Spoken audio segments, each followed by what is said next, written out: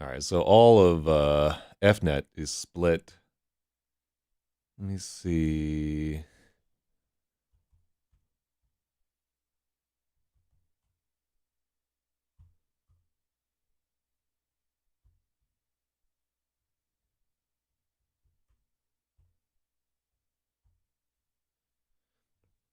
I don't know if that's just us. Ugh. All right, well, wait until some of the users. They may not turn up today because sadly, like, oh fuck, I did do one thing though. I added a mouse. Yes. All right, now I just gotta click over here. Not there, but there. There we go. So it doesn't bother you, but it bothers me a lot having lines up. Not, I wouldn't say a lot, but I fixed this thing that I've been meaning to do for a long ass time. I just found a spare mouse lying around. And now I have a mouse. So life is good. What else we got going on here? I actually slept like a decent number. I woke up and I'm like, oh no. I'm like going to the bathroom and everything, like trudging up the stairs, trying to fall back asleep. And I'm like, oh God, it's gonna be another night of like tossing and turning. And I look at the clock, it was like 4 a.m. I was like, oh shit, I've done all the sleeping I'm gonna do already. Um, yeah, just like the last 2 or 3 nights I'd woken up at 2 a.m. But this time I guess I stayed up until 10, so that lets me sleep till 4. Fuck, man. Yeah, that's bad and that ain't good. But that's what I can get at this point, and I will take what I can get. You got to get in where you fit in. All right, there's Mantis right there. Mantis, I got some bad news yesterday. Like that last story that we added was not accepted for publication, alas. To give you an idea though, there anytime you submit a story, I think we worked it out to be like a 0.01% chance of getting picked up. But and the thing is, there's no feedback loop either. Like people don't tell you why they're rejecting your story. They just give me a quick recap and start reading. Well, that was the recap of what was going on there.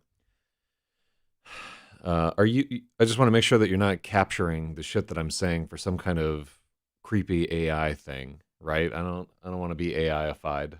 Um, and I think we oh, so this story is called Rapasaurus. It is a completed work that is about halfway through its rewrite. I think I stopped the rewrite at page 560 and so forth. And then what I did was I made a chart of the entire rewrite to see how far I was going along. And I made note of some of the things that I needed to change early on in the story for it to flow a little bit better. All right, so we're not going to work on 1.3 except to add some stuff. I'm just interested in correcting your English. Well, we're not doing an edit now. This is a rewrite. So the like very granular level of correcting English and so forth, it's always good to get those in there, but it's not appropriate at this step. This is the step for actually writing new stuff and like dealing with the plot and the character movement and so forth. Like we're gonna rewrite chapter 1.3 to shoehorn in some stuff that will come up later in the story. It's actually 1.4.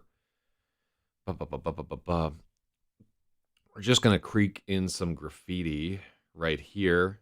So we just wrote 1.3 a second ago. All right, so one more block. Here's a good space to add in some of the graffiti. All right, so we're gonna do that somewhere in here. So might as well just read through it. I'm looking for a place where I can put in graffiti of Hadriate, one of the high ones that he is going to encounter. Just one more block, then you can rest. At every intersection, Rigel made the same empty promise. At the end of every block, he broke it. The lies kept him going. If he stopped, he would die. Okay. One more block. Rigel was too exhausted. Okay, so this is weird. It doesn't track right. We need to break up where Rigel. Mm-hmm.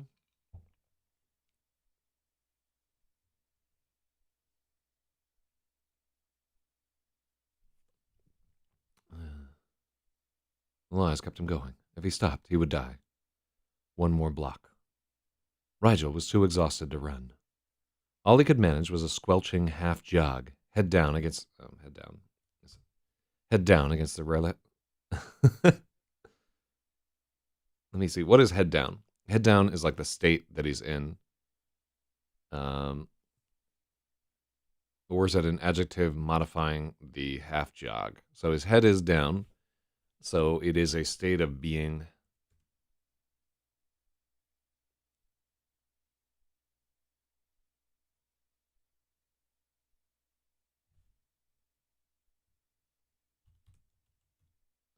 Head lowered against the relic. And so this is like a past participle here that I think we have. I ever read my text in monotone? This is pretty close to monotone. Let's try it. Rigel was too exhausted to run.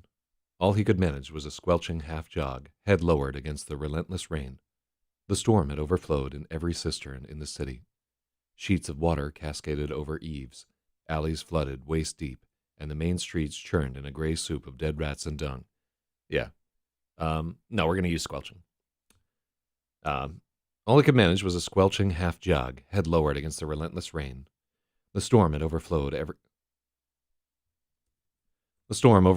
cistern in the city. Sheets of water cascaded over eaves, alleys flooded waist deep, and the main streets churned into a gray soup of dead rats and dung. That's the level of flowery that I want to have there. So, fuck.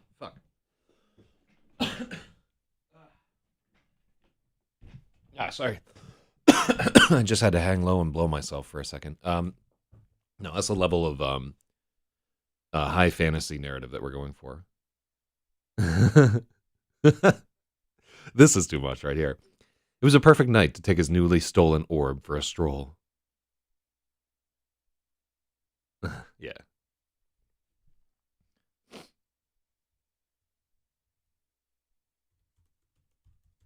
It was a perfect night to steal.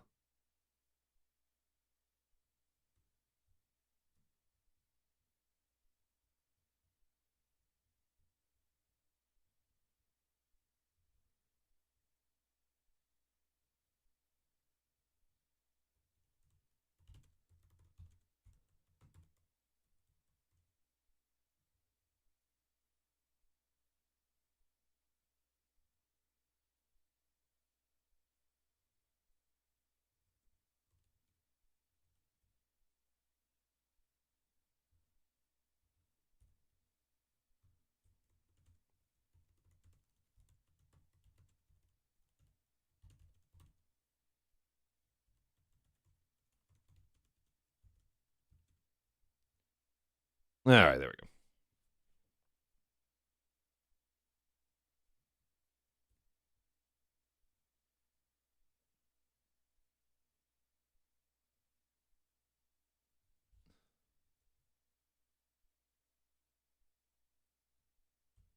The night was a perfect way to disappear. The downpour.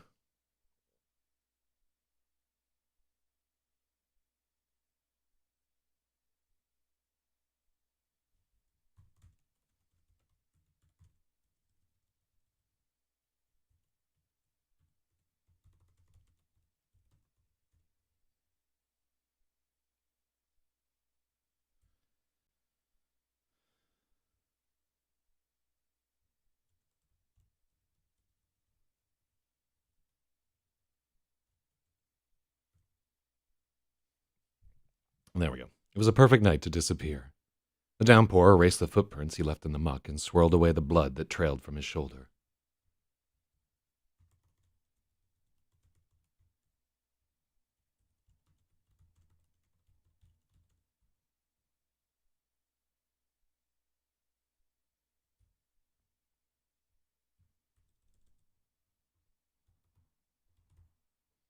The high-born homes he passed were locked up tight, with doors barred and shutters drawn.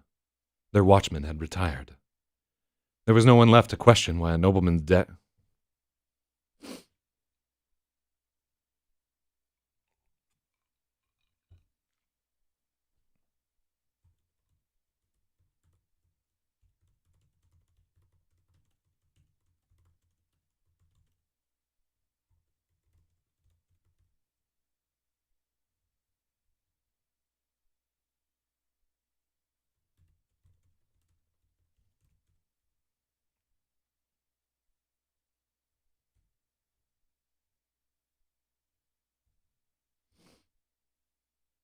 I'm going too deep in one sentence. I will tell you that sentence is spelled with a C, not with an S. And in many cases, we will need to break up some of these run-on sentences. Generally, what we're looking for is sentences that have two independent clauses in them. So if you can find a spot where that's happening, definitely we'll bust them up.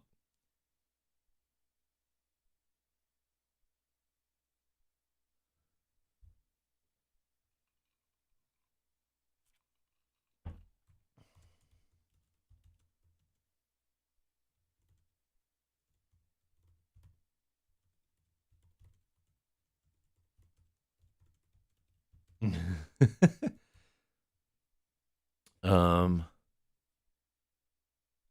I mean, one sentence something is happening, and then in another sentence something is getting stabbed. Well, I will tell you that in the previous chapter is where the stabbing occurs. So at this point in the narrative, the reader is fully aware that he has been stabbed and that there's a knife in his shoulder.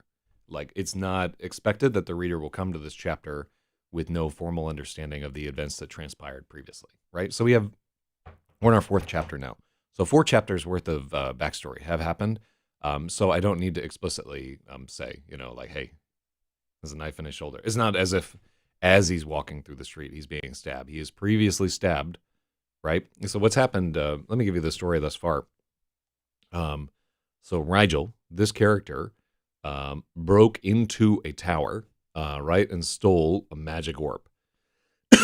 In fact, he broke into the let's call it the boudoir of an archmage, where the archmage's daughter was fucking her boyfriend, and he burst in on them mid coitus and stole the orb. And as he was dashing out the door, the man managed to pry himself free, grab a dagger, and throw it at him. It hits him, boom, in the left shoulder as he goes to throw open the door. Right, bam, he's got a dagger like right fucking here. There's a big old vein there too, and the dagger is stuck in his arm. Right, I don't know if it's. I don't think in the story we get into whether it hit bone or a tendon or whatever there, but he can't use his arm, and it's still stuck in his arm, and he hasn't gotten it out yet.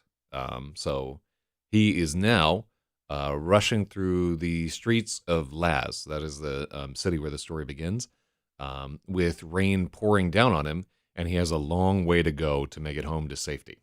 So that's what happens in this chapter. So now that's what the reader knows up until this point.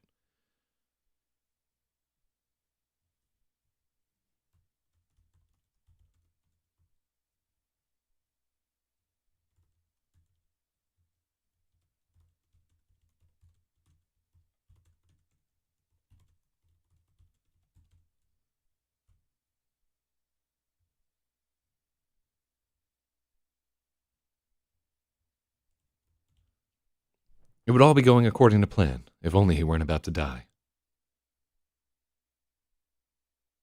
Rigel was in terrible shape.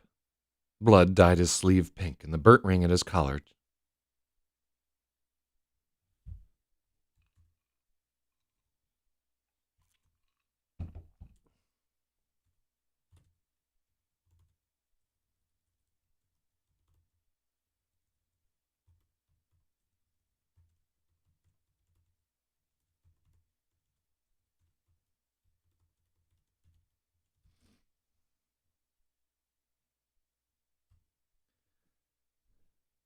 Blood dyed his sleeve pink, and an angry ring was burnt through his collar.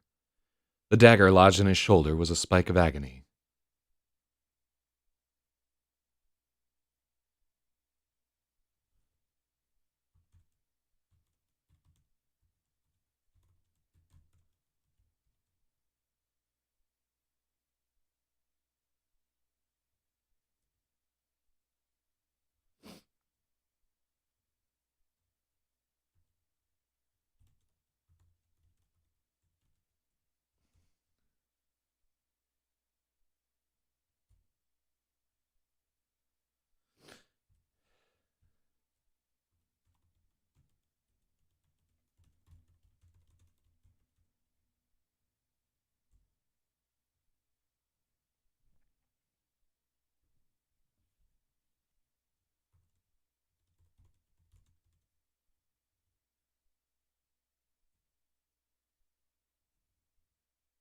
Yeah. Let's try again. Rigel was in terrible shape. Blood dyed his sleeve pink, and an angry ring was burnt through his collar.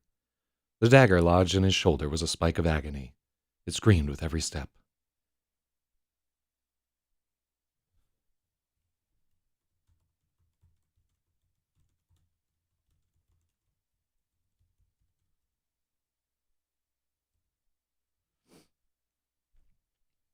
He began to shiver and could not stop. Was the night getting colder, or had he lost too much blood? It didn't matter. So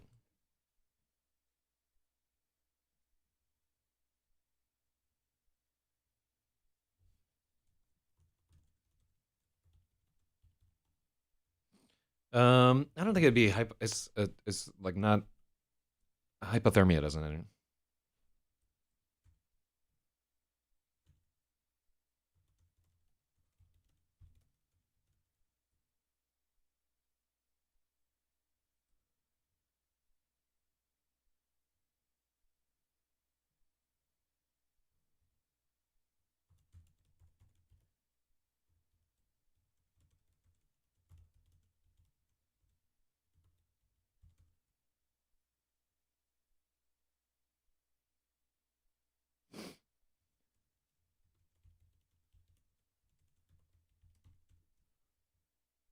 Was it blood loss or a chill? Let's see. He began to shiver and could not stop.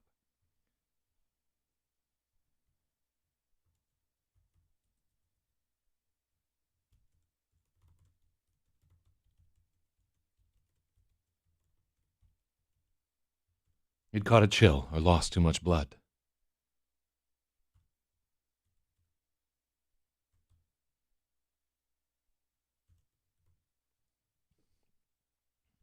Ah, there we go. He'd caught a chill or lost too much blood. It didn't matter which. All he could do was put. All he could do. Is there a comma there? No, no. There. uh,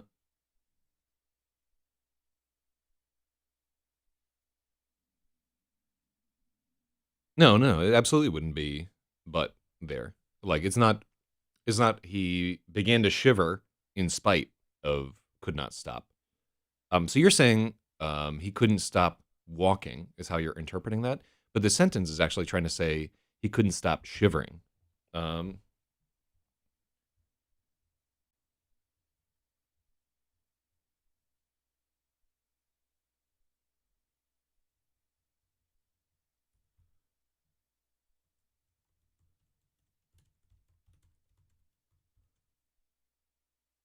oh yeah, yeah. So I see what you're saying there. That's actually useful to me. It's actually useful for me. Fucking, that's actually useful for me. Um,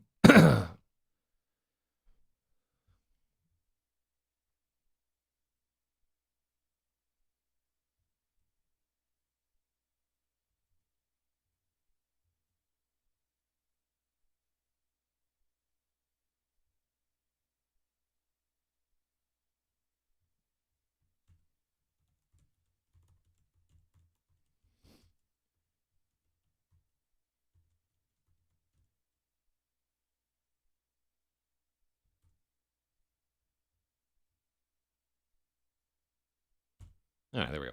The dagger lodged in his shoulder screamed with every step.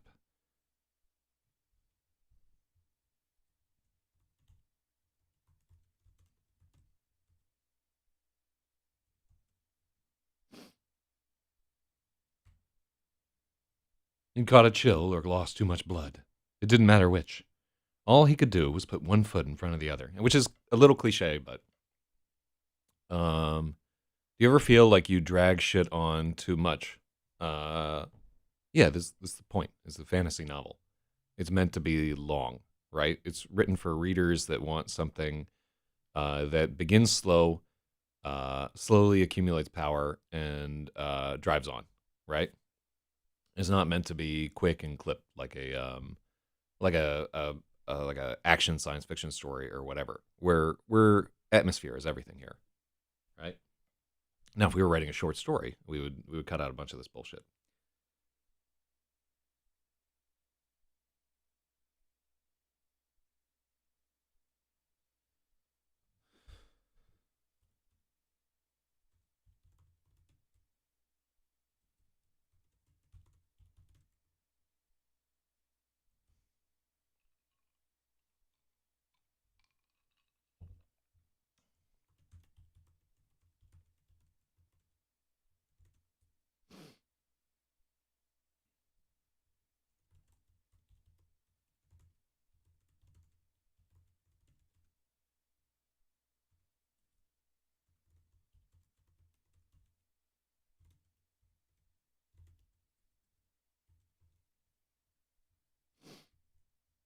Mm-hmm.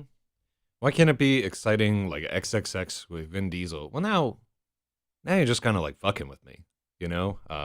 Like that. This is serious to me, Mantis. It's not like the project is not a joke. As funny as it is that I'm fucking writing in this dying form and so forth. Yeah, I'm not trying to just fucking goof off. I do that on the Friday night show. Here, I'm actually trying to write the story. So that's I gotta say that's not helpful. I'm not trying to get in Vin Diesel territory. Ooh. Mm.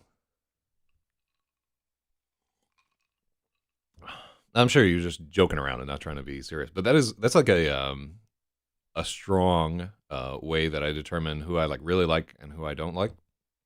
Is who's like helpful when I'm trying to do something that's difficult, and who's just like fucking around, you know. And keep that in mind with like your friends too. Like if you ever have like a fucking technical problem that you can't figure out, which might not be the case for you because you're pretty smart. I'm not offended. I'm just it's just like you're in the tone where it's like I'm gonna fuck around with this guy, and I'm in the place where I'm like this is really difficult. I'm struggling to do this. Um, but as you're if you ever get into like a technical situation, you're like, fuck, how do I do this? It's so easy for somebody to just be like, well, have you tried fucking installing Linux or some utterly irrelevant nonsense that just derails your process because they're just trying to have fun and so forth. And so I keep a close eye on the people that actually like come in and are like, hey, what if you did this? And they're like, did you know about this? Or blah, blah, blah, where they'll actually like help you out. I ran into some fucking trouble. I don't like Linux either. It's poison, mind poison. But yeah, this is like in LRH. There's always some fucking technical thing that I'm trying to figure out, or some idea that I'm trying to make happen. And the people that I really respect and like over a long time are people who can differentiate between like, yeah, hey, we're fucking around, and grab us, and hey, we have a problem. We have to try and figure it out, or like we can make something together if we did something like this. So I like the people where um they're not, yeah, like what is it, levity during um moments of actual work is like what I mean, you can do it, but anyhow, now that I have driven away the only people only person like interested in this, all I could do was put one foot. I didn't even intend to edit this fucking chapter.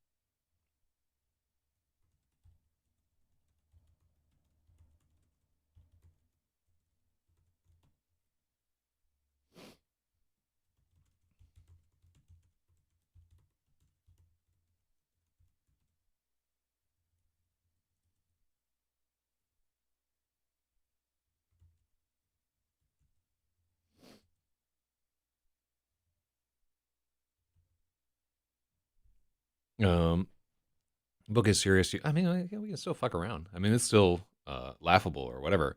But I'm just, yeah. To me, I'm actually trying to make something that's good. There's no irony in what I'm doing here. I'm not writing this as a fucking joke, even if there are jokes within it and so forth. I really want to make something that is genuinely good, and I really may be incapable. Right? Like every time I sit down and write here, I am trying to exceed the capabilities that I have. Right? Like so far, I've written a bunch of books and none of them did well. So every time I write a book, I'm trying to write one that's better than the ones that are previous. And like you can just feel your fucking head stretching, trying to like fit around that whole thing. Like yesterday, I got a fucking rejection letter, and every one of those is just like asking out a woman, right? And like you're like, hey, like, yeah, I really like what you got going on here. You want to hang out sometime? And so like, actually, no, actually, never. And just imagine that instead of just working up your nerve for like a week or two, you spent 20 hours working on your pitch or whatever. Yeah, it's like that's it takes a long time to get over the cycle of rejection involved in writing short stories. And there are tons of writers who are better. They just keep applying and keep applying and keep applying. And that's how you get published. I didn't know what I was rejected from. So we did a story called Three Wolf. And there's one fantasy magazine that I would love to get into. So I think they're the best magazine out there today. And they took a gander and they're like, not for us. I didn't skip over it. I think I talked about it a little at the beginning, but which is like you have to expect it, just because. So when I entered that story, there were 1,200 other stories in the queue, and that magazine. I don't know if I have a copy floating around here. That magazine only prints like 5 or 6 stories an issue, and they only do 6 issues a year. So if there are 1,000 stories for every fucking 2 month period that they're taking submissions for, you can see how it's going there. Whoa, it's a lot. And you can really like obsess over the process because like every magazine has what you would call slush readers, right? There are people that go through the unsolicited manuscripts. In this case, they are solicited because they have open submissions.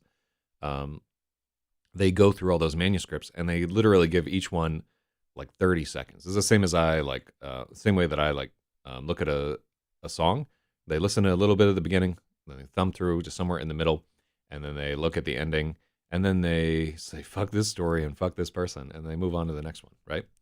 And something has to like really catch their eye. And they're some of the most jaded people imaginable because this is part of their job, right? So appealing to those particular people is difficult, and they tend to favor writing that is like much cleaner and much more to the point. And like you can really like obsess over like some of these have like blue haired people where like if you have a dude's name you're not getting in there. It's a lot. Um, but the nice thing is that we now live in a place where um, if you don't like that and you don't like getting rejected, you can just do the shit yourself and put it out and try to succeed on your own merits, which I have been trying to do for these many years, and had like a little success, but not what I would call any kind of commercial success.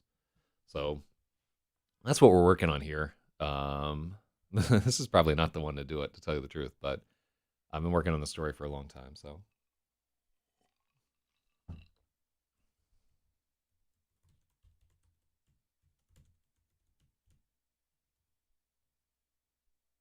hmm well, I try to seek their approval um, for a couple of different reasons. One is that generally I won't submit to a magazine unless I read it, right? Um, like, so I look for magazines where they have other writers where I like, there are some stories that I've read in there where I'm like, this is really fucking good.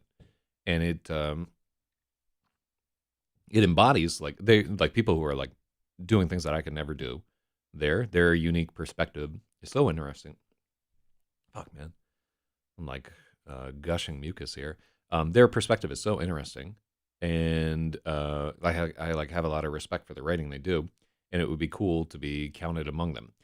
Secondly, in terms of like a career path for selling novels and so forth, getting in any kind of publication makes it so much easier to independently sell books, right? It's kind of like an old guard thing, right? A lot of this doesn't matter anymore, and it has a lot more to do with like Instagram and booktubing and other shit that I couldn't raise half a semi at. But it means a lot there. And if you want to win like awards and shit like that, um, and among other authors that I know and so forth, like if one of us gets in a magazine, we're like, hey, well, check this out or whatever. You don't need the rep, but it would help a lot. Like if you ever want to get above the point where the people reading your shit is like you, yeah, it's a little bit of like street rep, right? In this particular game, the people who are successful and notable are generally like published, one by major publishers, and two, their short stories get into like the 4 or 5 magazines that are like the top of the echelon.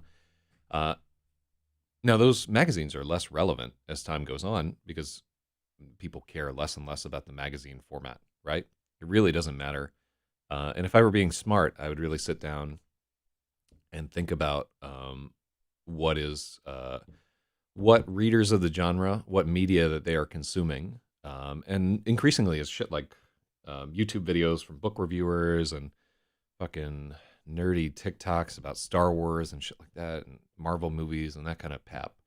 Um, so their power has diminished, but it doesn't change the fact that it's like a gauntlet that was there when I was a child, and so it still has significance to me. Like the significance of getting a story in like Asimov's or Clark's World or Magazine of Science Fiction and Fantasy, like those three, would be life changing for me, and it would also represent that that I tried really hard to do something that is incredibly difficult. Right, getting a story published in those magazines is not simple, and only a tiny percentage of writers will ever do it. So yeah, I'd like to fucking overcome that hurdle, and so I keep trying. I keep writing stories. I think I've done like every year I'll do 4 or 5 stories and send it out to whichever one of those magazines it works at. And some people they do that, and it takes them 20 years to get a story into one of these, or at least one guy I know. But it is also kind of a lesson in perseverance and a lesson in like not taking yourself too fucking seriously and continuously trying to get one of your magazines like science fiction shorts. Yeah, those are fucking easier to sell than fantasy, and there are just more magazines that will accept a science fiction short story that is between 5,000 and 7,500 words. Like those are ideal. I would say that the ideal story there, female protagonist, 5,000 to 75,000 words, like a cutesy fucking trick ending, like, oh, I didn't know that they were going there, right? And that the name of the author sounds like it's Chinese or black or transgenderized. Like if one of those things is helpful in the current, for some magazines, right? Not for all magazines, but for some magazines, they take that shit into account. Um, but I would say that percentage of it is like maybe like 2% of the consideration, and the story is like 98% of their consideration. And the story of that 98%, the story fitting with what that particular editor needs in the moment, right, is like 75% of it, and like maybe 20% of it is it fitting within the exact style of the works that they like to, because every magazine extols a different style of story. Um, and like these are editors where I know them IRL, right? I've met these people. I know what they like. They're old and they're difficult, right? There is no editor of a science fiction magazine that is not just an insufferable fucking person, because you have to be insufferable to be an editor, right? You have to be convinced of the correctness of your convictions to ever be an editor. Um, and like I'm probably deluding myself if I think that editors are even seeing this. It's not making it past slush for the most part. I had one story that made it past slush in Clark's World. It was the right to bear arms. So old Neil probably kiboshed that himself. It was a good story though. I fucking liked it. It was just too long for his magazine. It had a pun in the fucking title, so he's out of it. Yeah, so that's another thing. Like you can, if you're submitting something to Clark's World, you can know Neil Clark does not like fucking puns or jokes or anything funny. He's like, get the shit out of there. Get the shit out of there. Yeah, he won't take any of it. He's a good dude, but does not have a functional sense of humor. Sorry, he has a sense of humor. It's just different than mine. Anyhow, that is the you can hear the bitter spurned lover resentment in my voice, but I've gotten over it for the most part. It's fucking hard, man. Not an easy thing to do in any way, shape, or form. And ultimately, the only approval that matters is your own approval.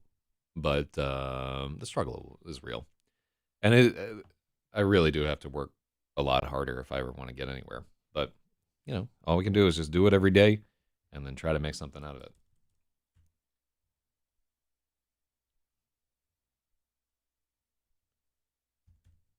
I want to have something like,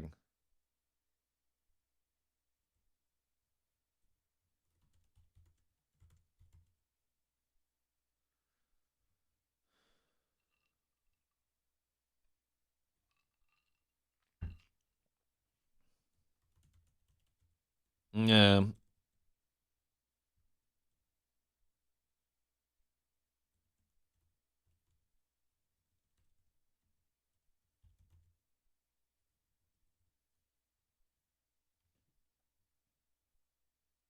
getting published in these esteemed places will give you the leg up. What would help?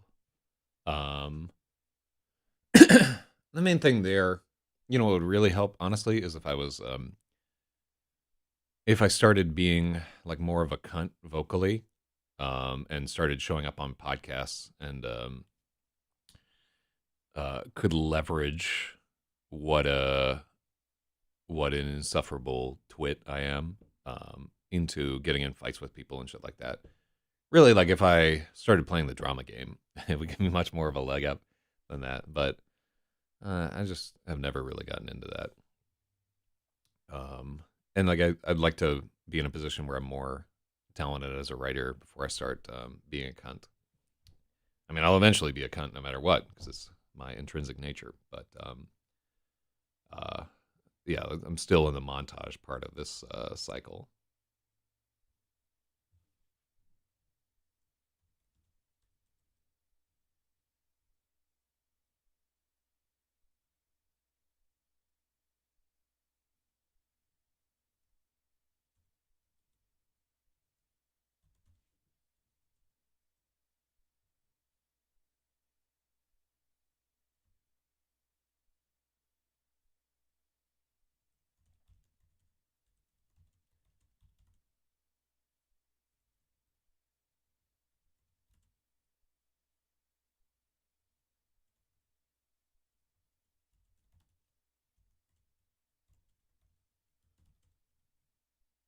There we go. Yeah, I don't know. I don't know. I don't remember. Like, I know that your hobby is making racist maps. But are you like actually a data scientist where like there's like a quarterly journal that you would like to get published in, or anything where there's like some kind of a claim that you would like to get? Do you want like one of your drug maps to be like featured on MD2 or something sometime? I think everybody has like a goal. Like if you play music, you're like, yeah, I'd like to play in front of like 100 people or 1,000 people. It's just a hobby. Yeah. Do you have like something where you're trying to compete at like the global level at all? Um, and I don't mean that to sound cocky and so forth because I'm nowhere near the global level on anything I do, like the radio show, this, like graffiti. I'm just a face in the crowd, getting knocked down.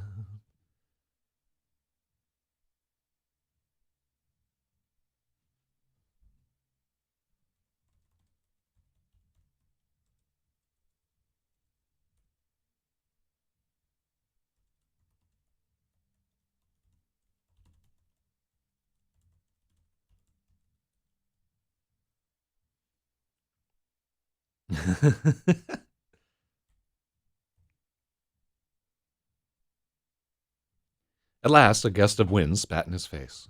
Rigel blinked at the unmistakable stench of home. Not even a hurricane could blow it away. Somehow he had managed.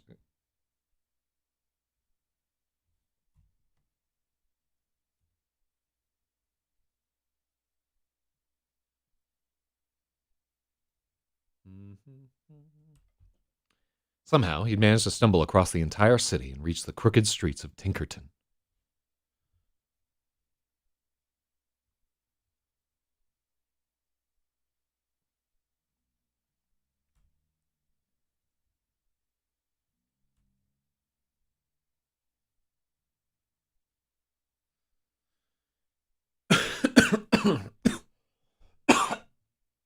God, I don't know. Like, it's really taking a long time to get over this fucking chest infection that waylaid me for nigh on a week.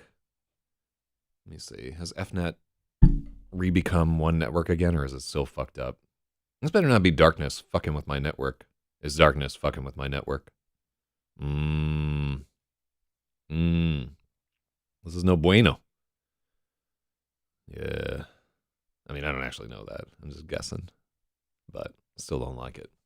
I don't like it one bit.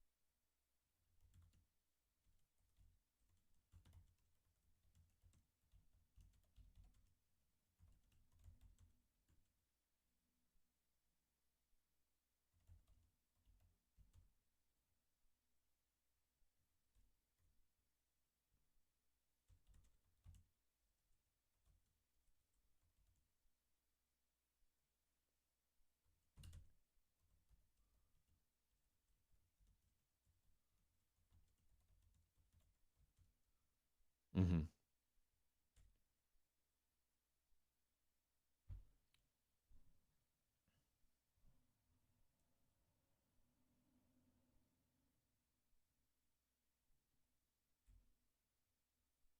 All right, this is too much. The the reader doesn't know what's unmistakable to you. Well, that's why we have the contextualization within the sentence. It's unmistakable to Rigel, not to the reader.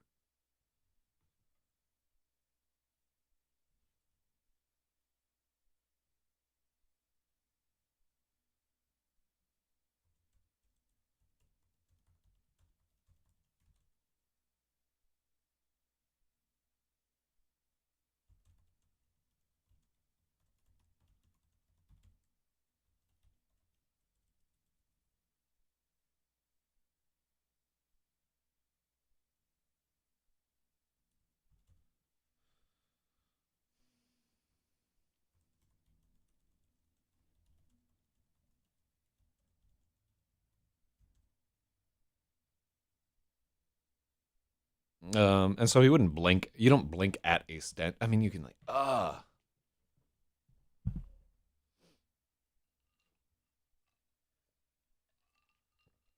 Okay, and this whole chapter is probably like way too fucking verbose, right? It just goes on and on and on. We have like blah blah blah blah muck and blah blah blah blah blah blah blah. All right, anyhow.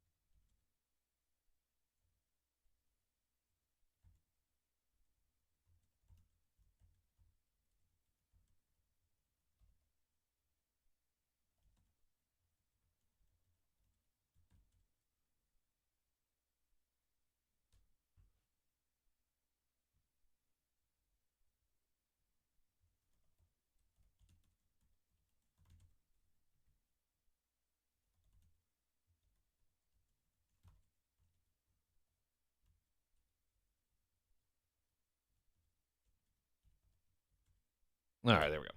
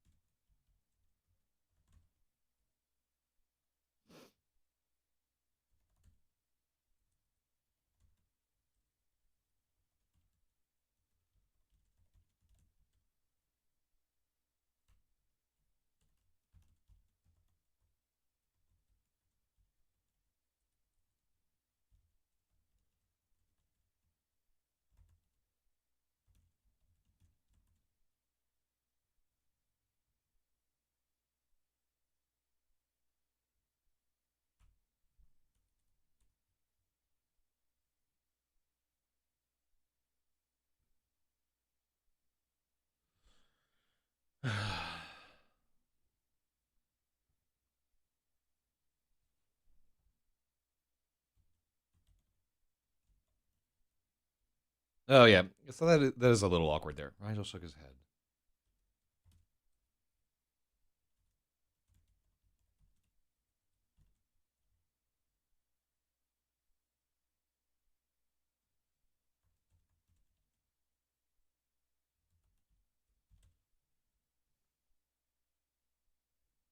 He had to focus.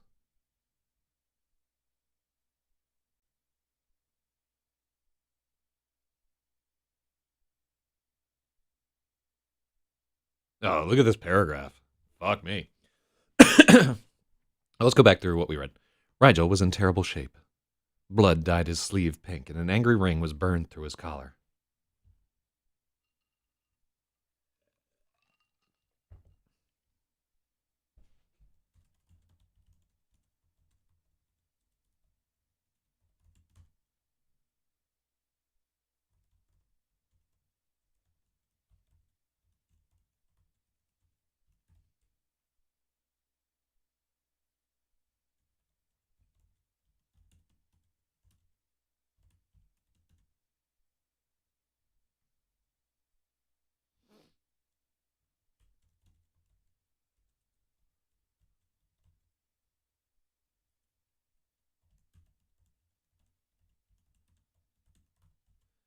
The collar of his shirt was burned through. His skin was blackened and inflamed beneath.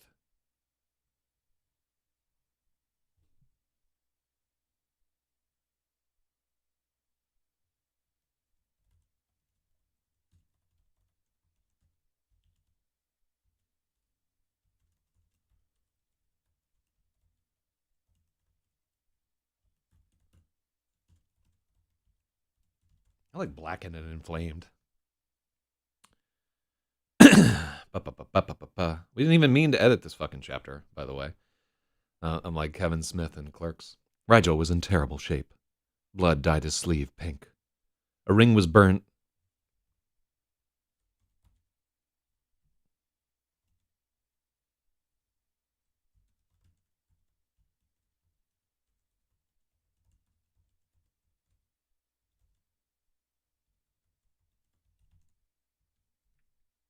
The amulet had burned an angry ring through his collar.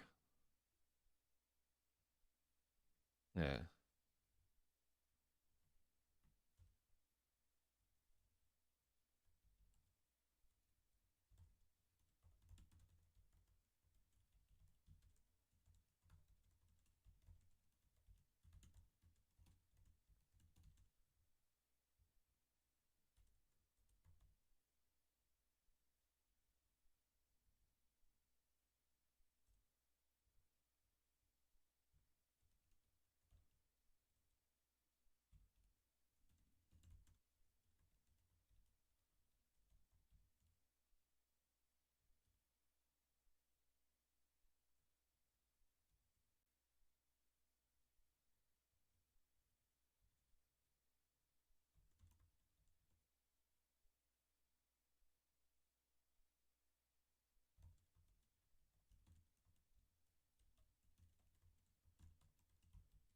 Mm-hmm.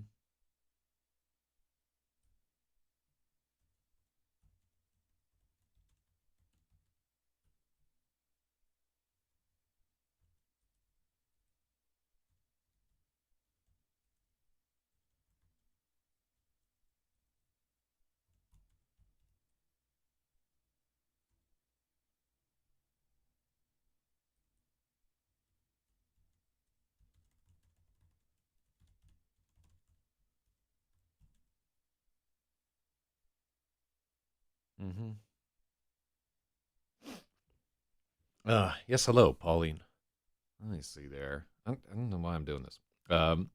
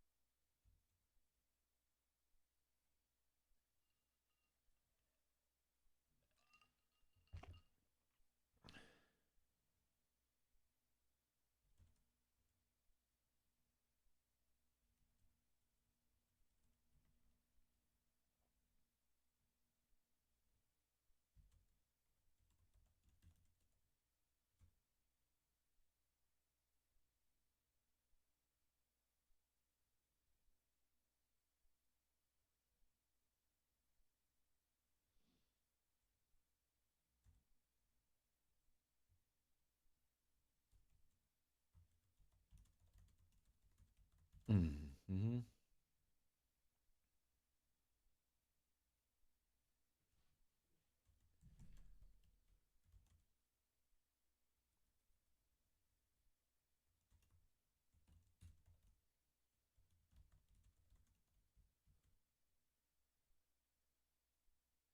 Yeah. Oh, this is not a. No, no, that's not good. Let's look at chess actually.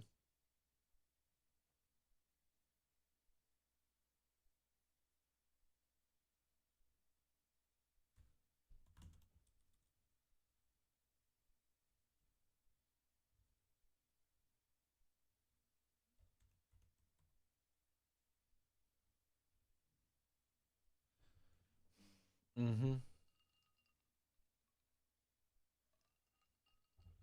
Hold on. Do I have to get rid of this? Some idiot? Let's see. Oh no, I don't have to get rid of. It's just X boner.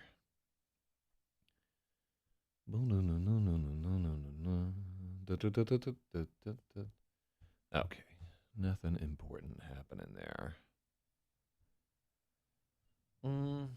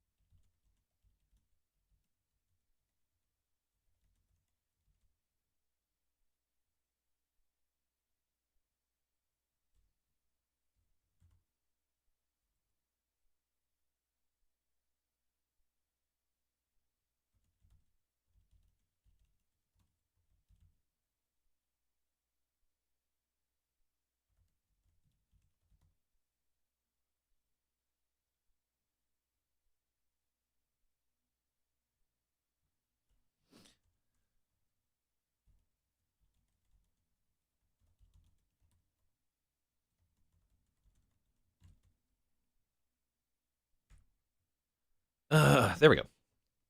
Rigel was in terrible shape. Blood dyed his sleeve pink, and the amulet had burnt.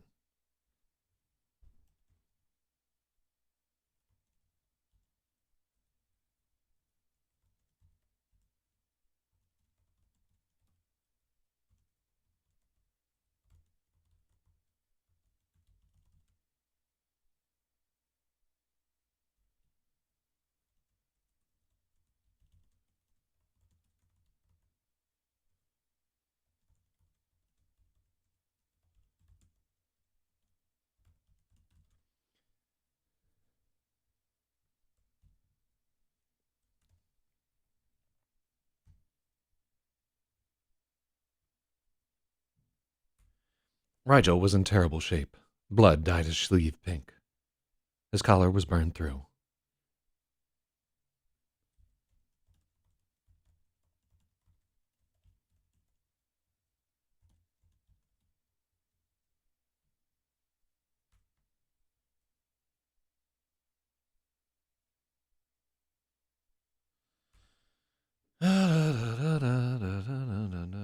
Rigel was in terrible shape. Blood dyed his sleeve pink. His collar was burned through, and the skin beneath was blackened and inflamed. The dagger in his shoulder shrieked with every step. He could not get it out.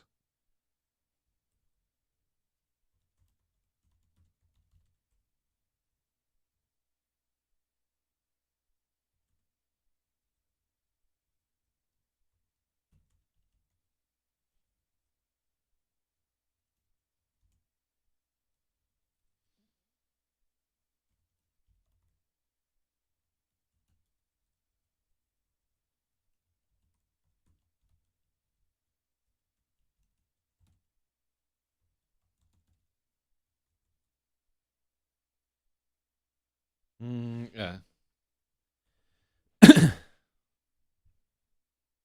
Yeah. We'll just take out the shivering part. It doesn't add anything.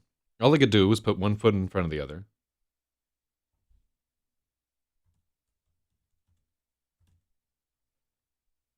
Oh, all right, that's better. Rigel was in terrible shape. Blood dyed his sleeve pink. His collar was burned through, and the skin beneath was blackened and inflamed. The dagger in his shoulder shrieked with every step. He could not get it out. All he could do, comma. No, there's no comma. All he could do was put one foot in front of the other, fear before pain. He shivered and slogged on until a wind no. He shivered and slogged on until the wind spat an unmistakable stench in his face. Not even a hurricane could blow away the stink of Tinkerton. Let's see.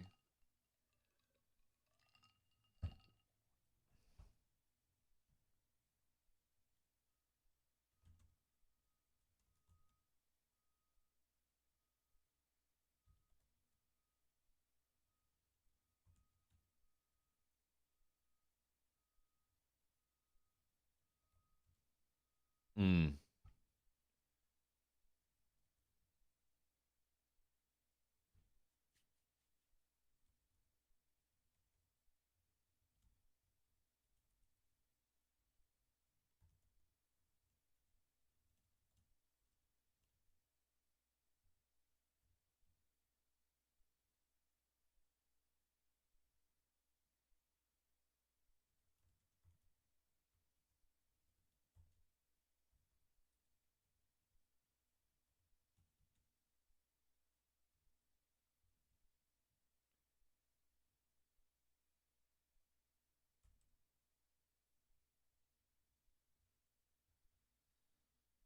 Da, da, da, da, da.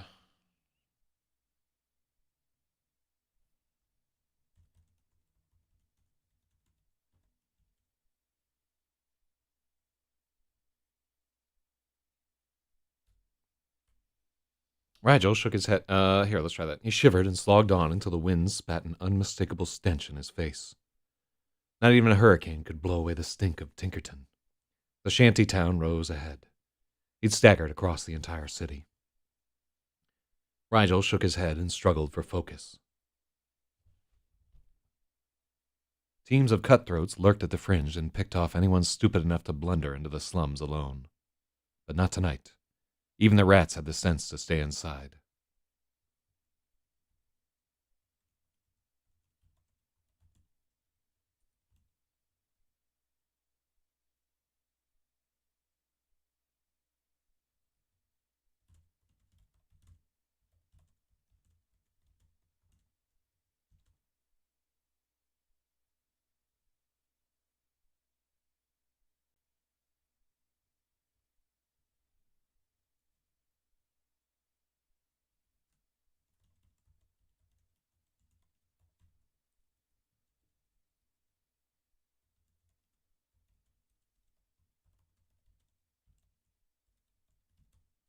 So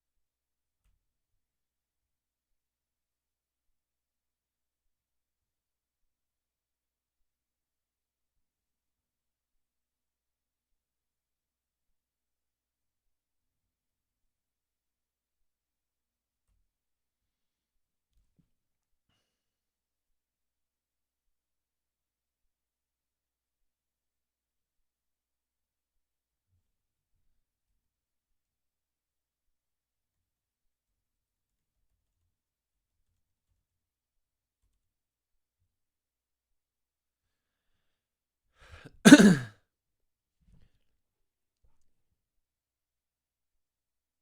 familiar street. Let me see.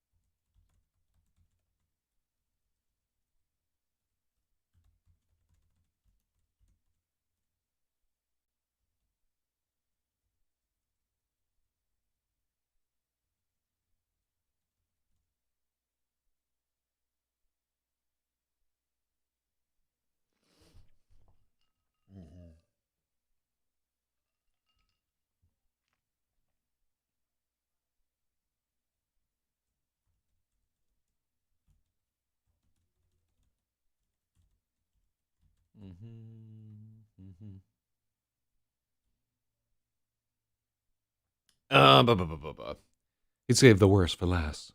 No semblance of planning informed the sprawling shanty town. Rickety bridges crossed fetid canals choked with refuse.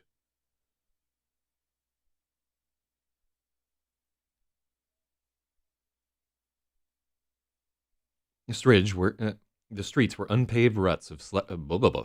This is a good hint that we're too verbose here. He'd save the worst for last. No semblance of planning informed the sprawling shantytown.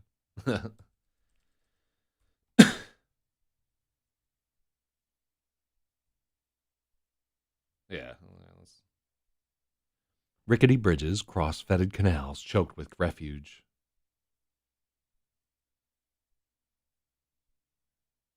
The streets were unpaved ruts of sucking sludge. Alleys ran at crazy angles.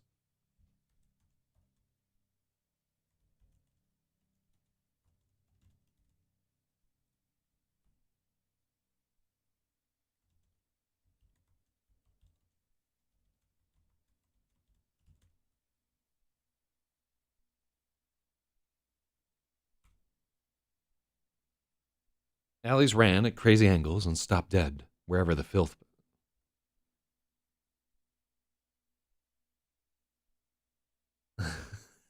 This is so crazy.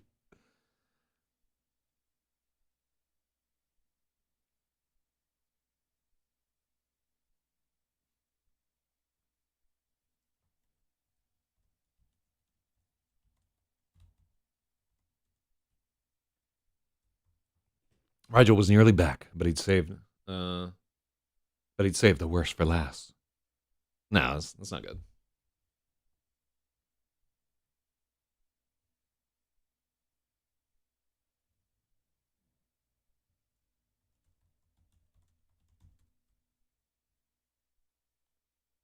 He hated it here.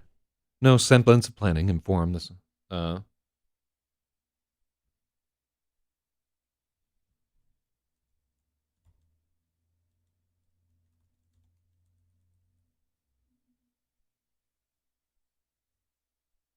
nah. I mean, he does hate it here, but that's not the time to.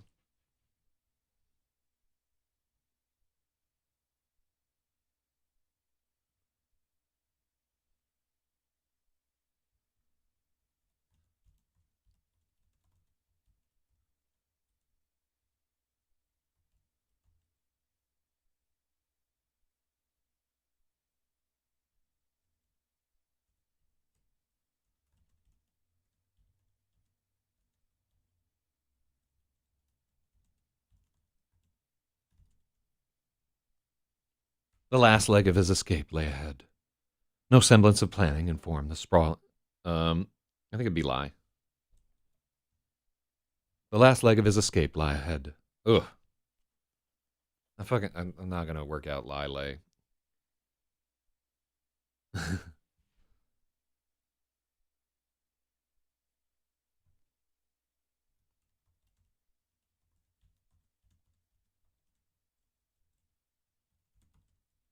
This was the last leg of his escape. No semblance of planning informed the sprawling shanty town. Rickety bridges crossed fetid canals choked with refuse. The streets were unpaved ruts of sucking sludge. Alleys ran at crazy angles and stopped dead wherever the filth piled too high to ford.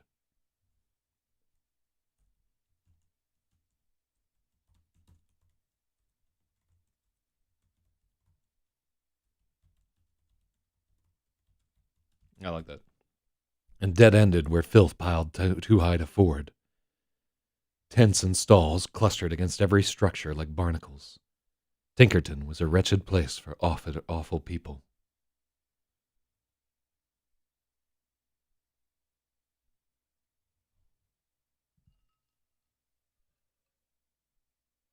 Mm-hmm.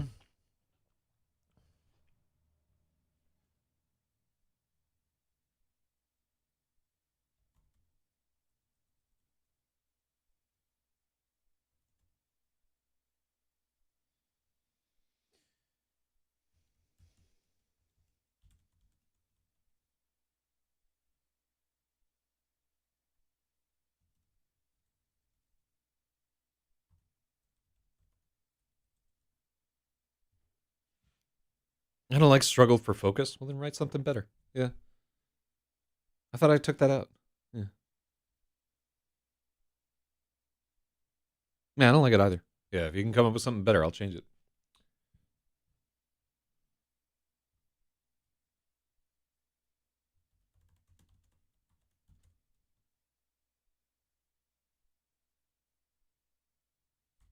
Nigel fought for focus.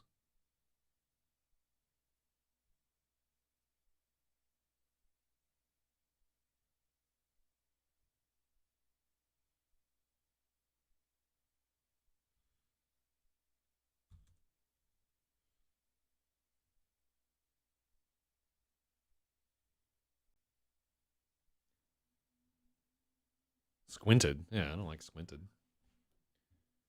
Nigel fought for focus.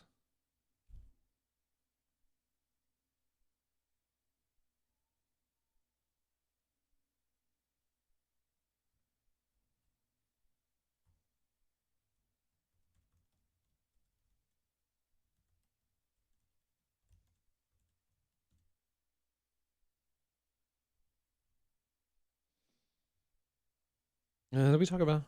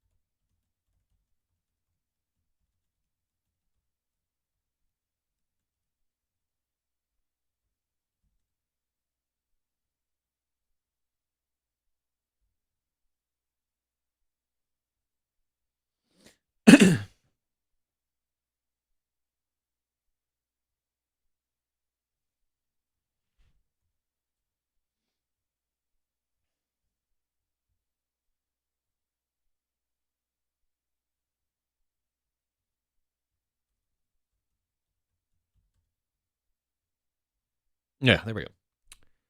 Wait, did we just rewrite it to exactly what it was before? Fuck. That happens.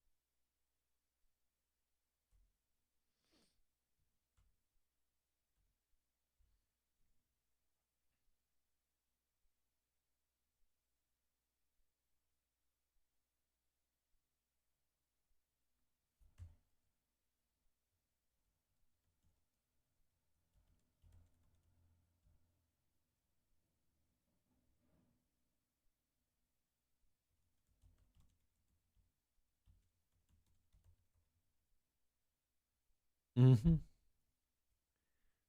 And we wouldn't use approaching. It's the present participle.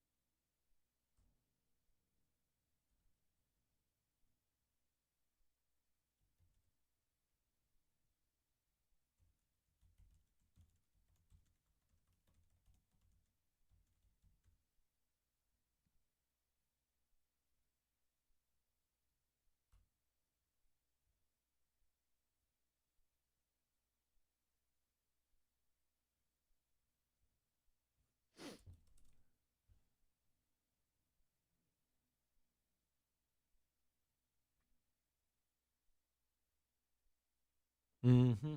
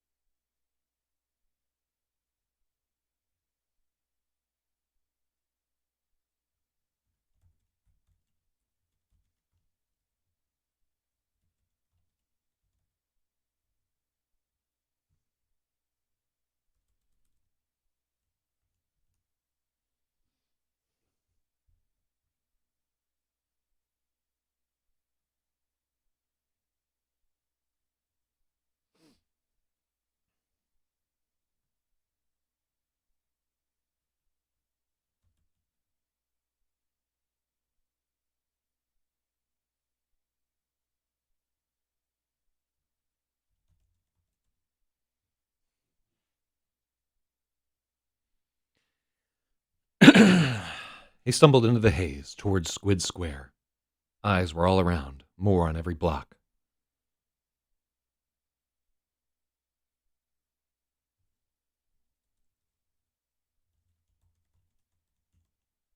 People were on the streets in spite of the storm. They had nowhere to go. Squalls like this flattened the shantytown every year and scattered the tent people like a kicked ant hill. In a few days, it would all spring back up, a recurring rash.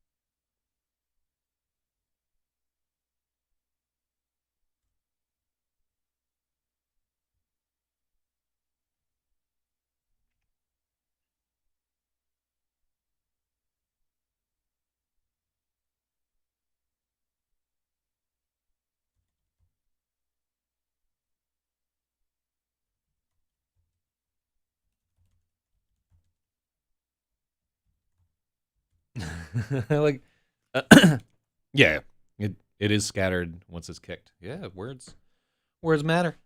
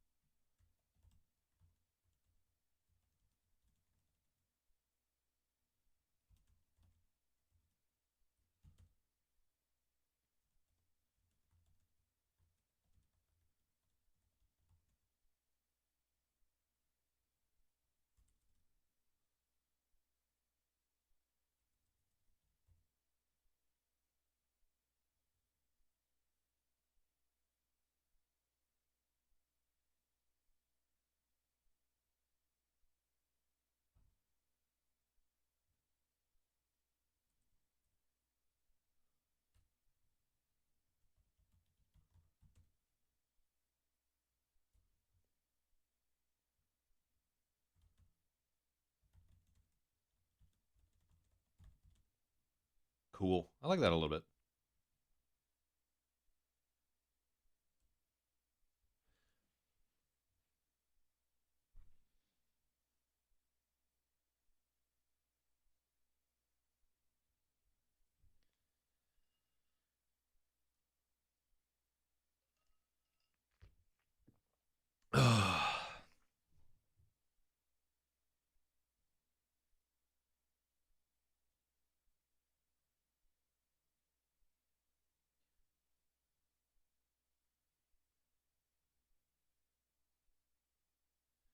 Shit, I still haven't. Maybe the entire shantytown wasn't flattened. I don't say the entire shantytown was flattened. Uh,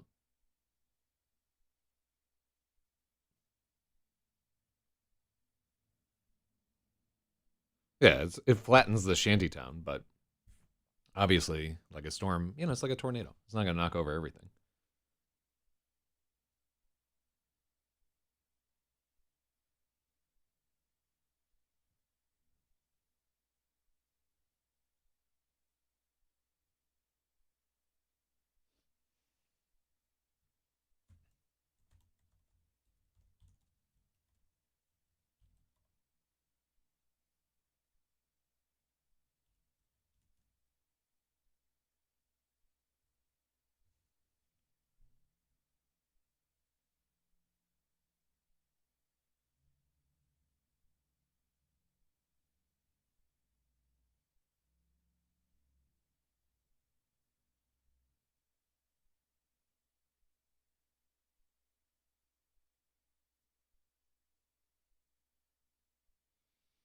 Okay, I'm still trying to find a place to fit our graffiti of Hadriate, but it is not immediately occurring to me. Let's see. Yeah, this all needs like a serious rewrite of the entire chapter, but we got to move on.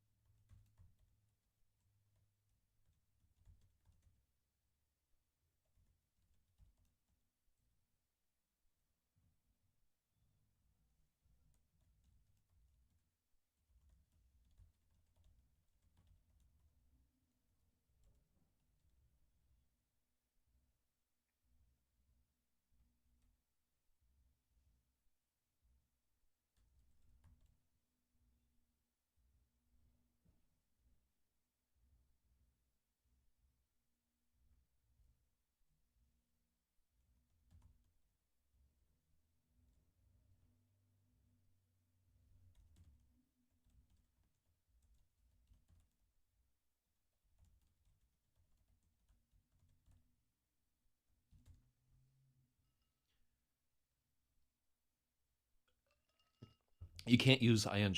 Um, ing changes the tense of the sentence. From all this should be in past tense. Right? The book is written in past tense, and like every time you add an ing to a word, you make it a present participle, and it slips the sentence into present tense. Not every time, but frequently. That like here in a few days, it would all spring back up. A recurring rash. Recurring is present tense. So yeah, it's not completely unavoidable, but we want our tense to have some integrity here.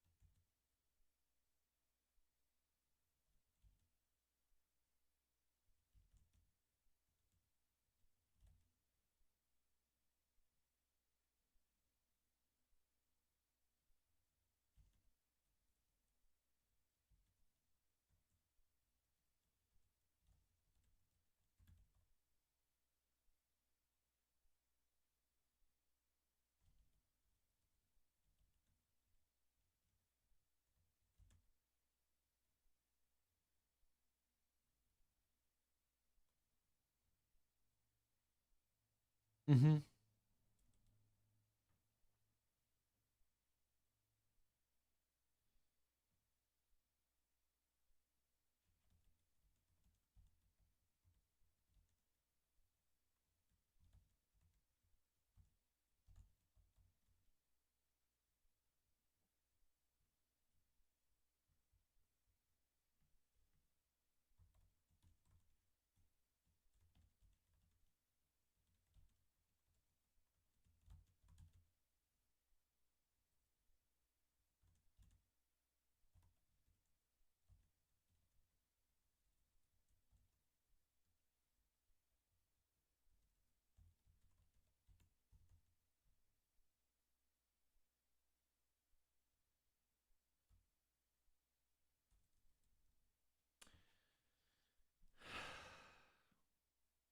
Mm-hmm.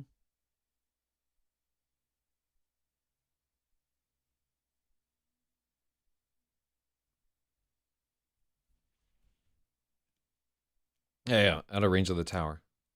Yeah, we're working on it.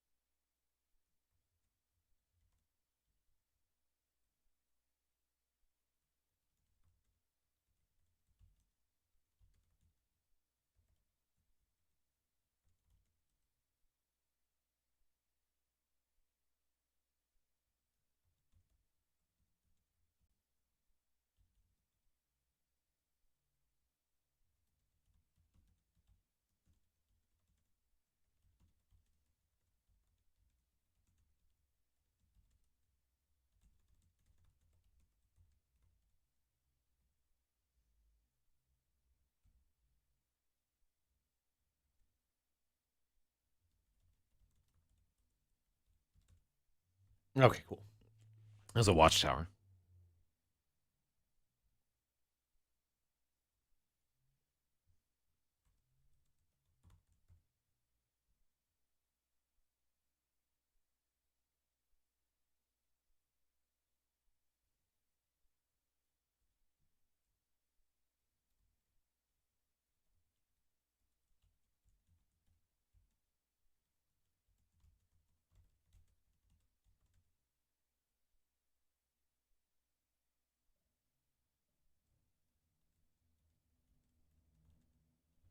What's the name for the bucket of a tower? Is it like gantry, canopy, watchtower? Ooh, check out this Roman watchtower. That's fucking gangsta. Let's see.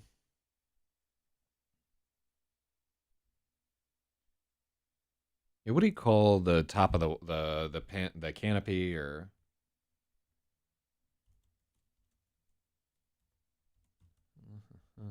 there we go. Watchtower battle station. Oh, like the GI Joe watchtower. What do we got here?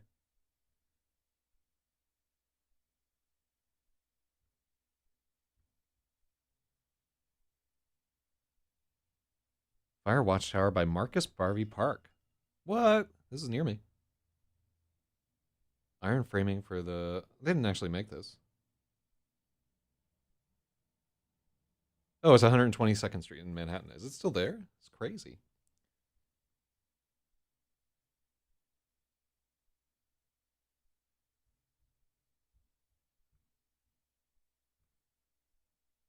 Ugh, fucking Pinterest. It's the worst. It's always like no context.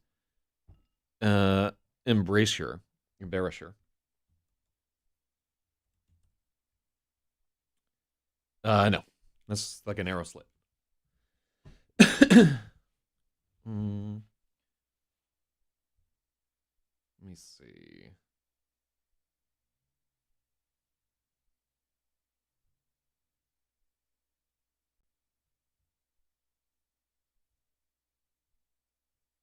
We could use that though. Um,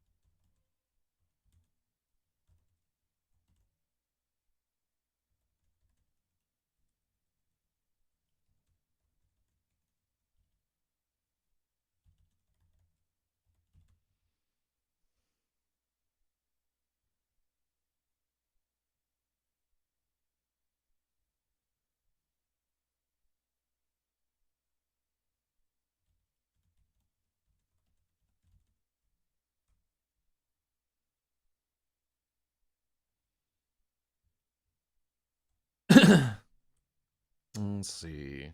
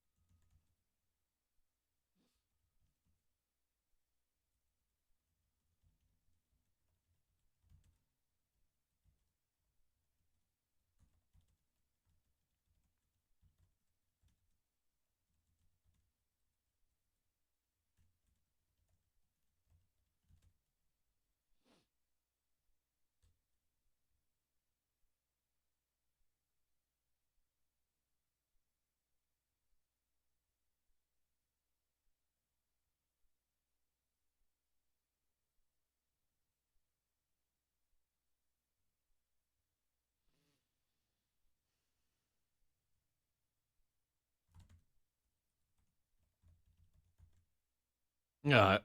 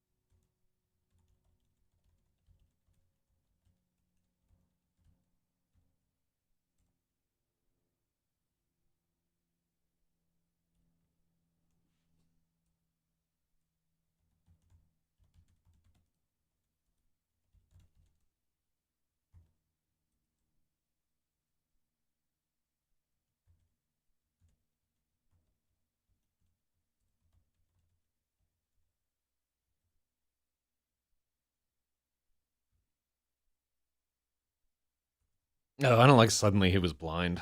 Fuck.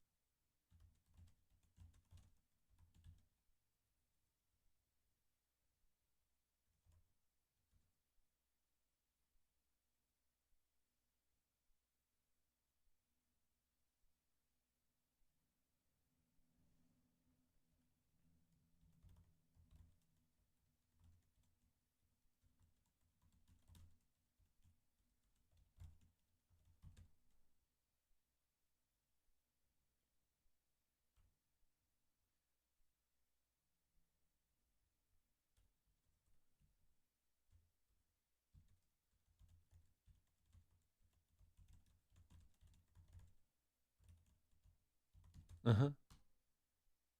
Remove sometimes from where?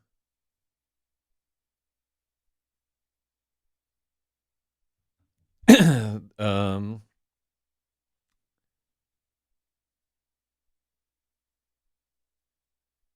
no. Why would I do that? Yeah, that looks fine.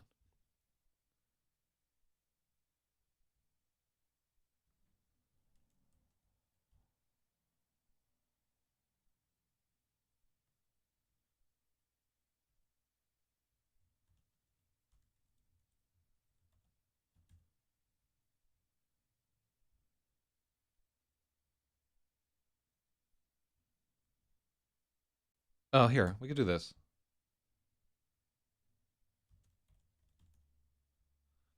So we would have sounds like their intentions are random. They are, it is random. Like if you're shooting people for sport, you can't do it all the fucking time. You have to like occasionally be like, oh, check this out. Twing. Dead guy. Um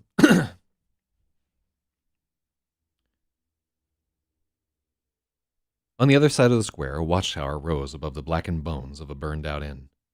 Rigel cheated closer to the rabble to stay out of range. The watchmen shot people for sport, sometimes.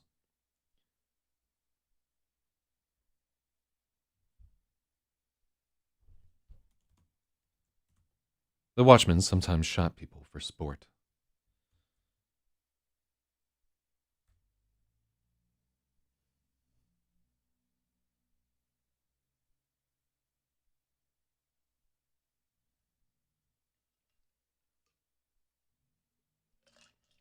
The fastest way home to the Half King Tavern was up Tick Street, too close to the tower.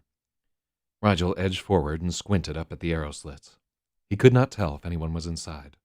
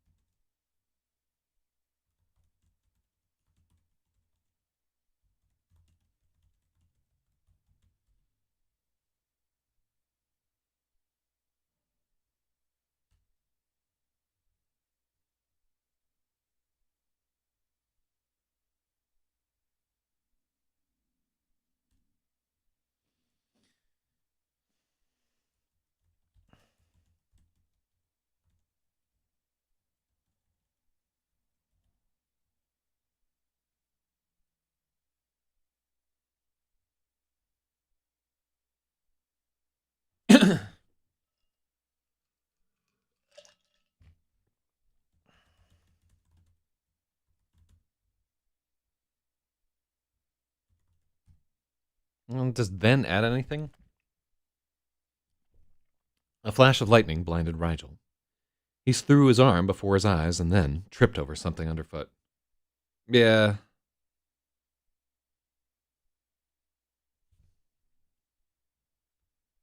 Yeah, I think that's a good and then.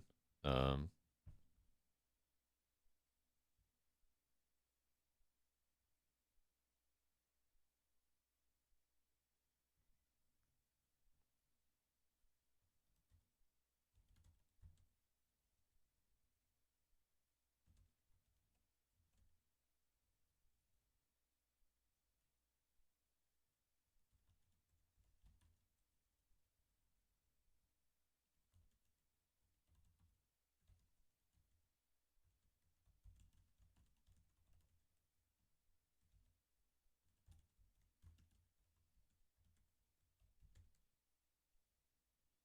a flash of lightning blinded Rigel. As he staggered forward, he tripped over something underfoot and pitched into the muck.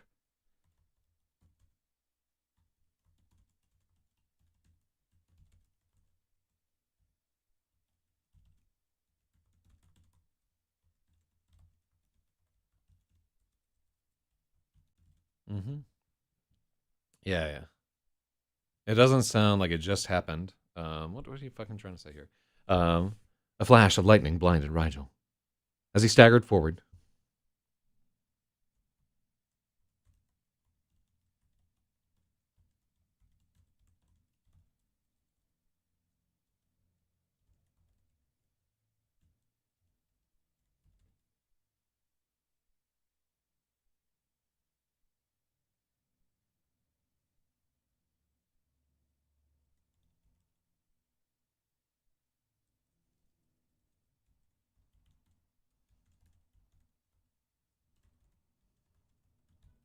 okay, this is actually better. Yeah, there's some good edits here, although we were not meant to be rewriting this chapter. A flash of lightning blinded Rigel. He staggered forward, tripped, and pitched into the muck. Thunder crashed as he screamed. The awkward fall wrenched the dagger from his shoulder.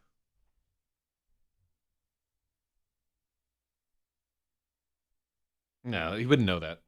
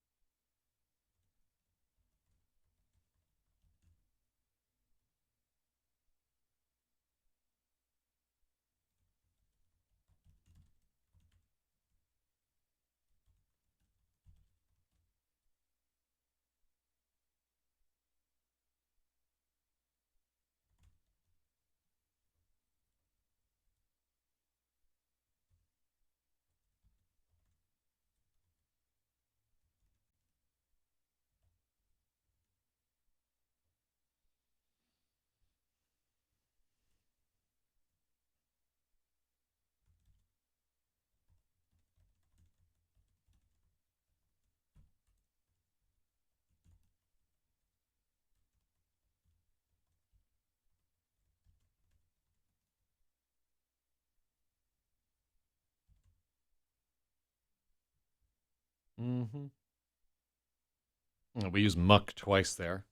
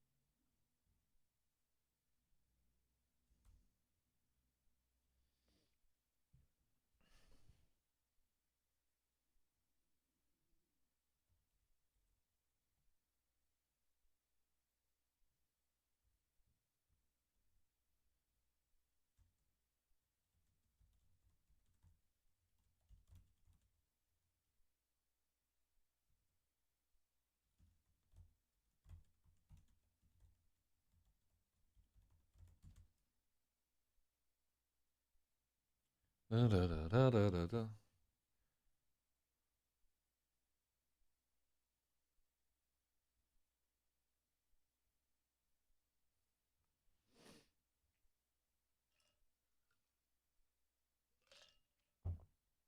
We do describe what happens before. The flash is like he's staring at the tower gets hit by lightning. Right?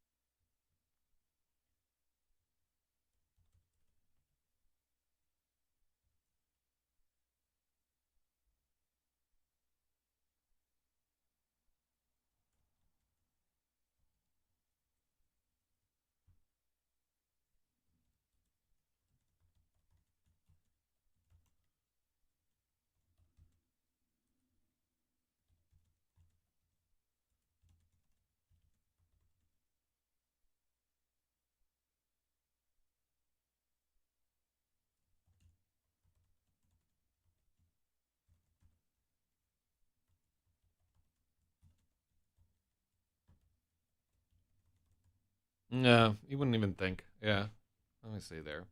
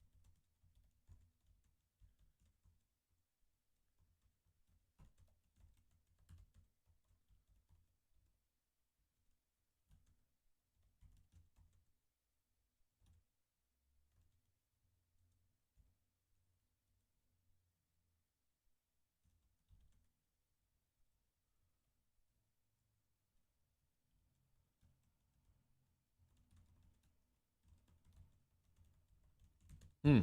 Why did he scream? He screamed because he fell, and the dagger was like that was embedded in his shoulder was knocked out by like the awkward fall. We should.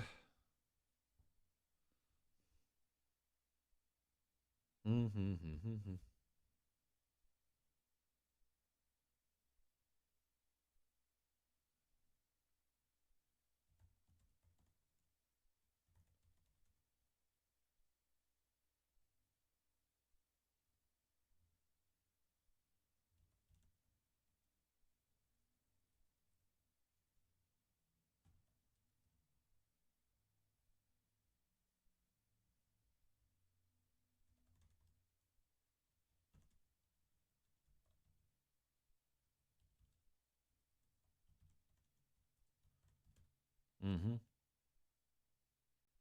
Cool. Yeah. So, oh shit, what are you doing here, Meep Sheep? When blood dries, it's not pink. It's pink if this is one. It's not dry because it is on his shirt, right? The shirt is like kind of like a filthy gray white. When you are being rained on and bleeding, your blood is pink against white or gray fabric. 100%. This is personal knowledge. If you want to test, you can just cover a shirt in blood and then go out in like the pouring rain, and you will see it becomes pink rather than white. Um, so it's his sleeve that is pink. Yeah, no, it's not dry. He's like caught in fucking the pouring rain this entire time.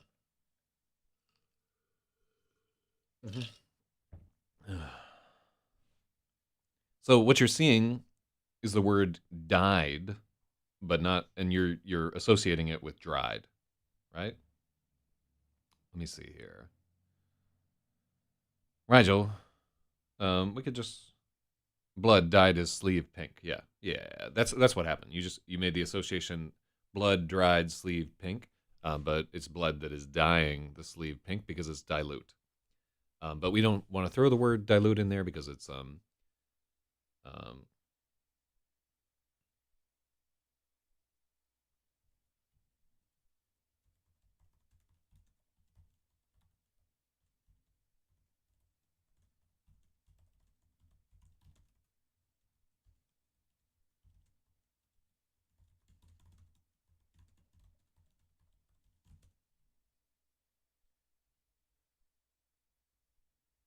there we go.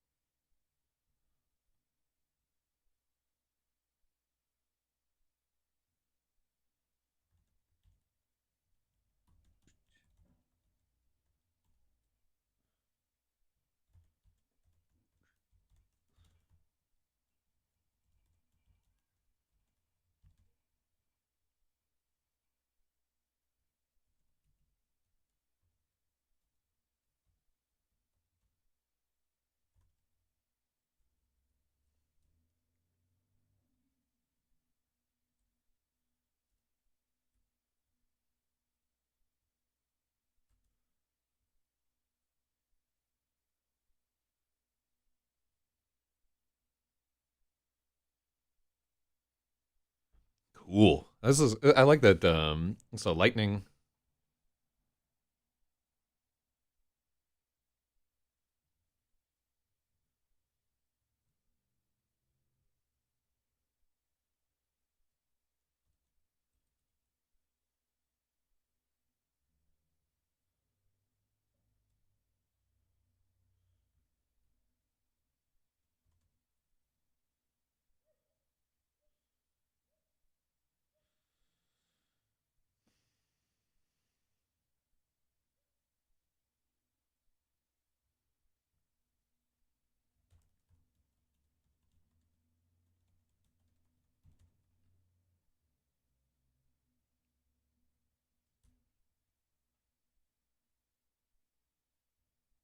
All right, cool. I like this. A brilliant flash stunned Rigel. He staggered forward and pitched into the muck. Thunder crashed as he screamed. Blind and deaf, Rigel writhed in the mud.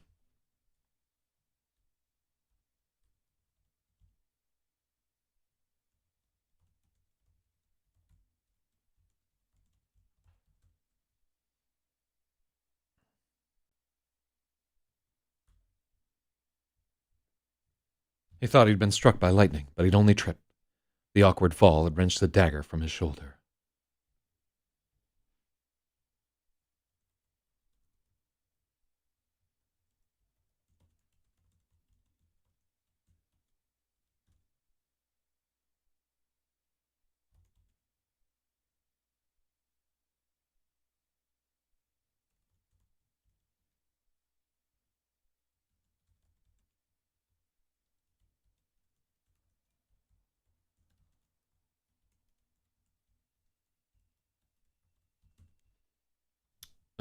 If he screamed, you have to put pain closer. Yeah, no, I don't.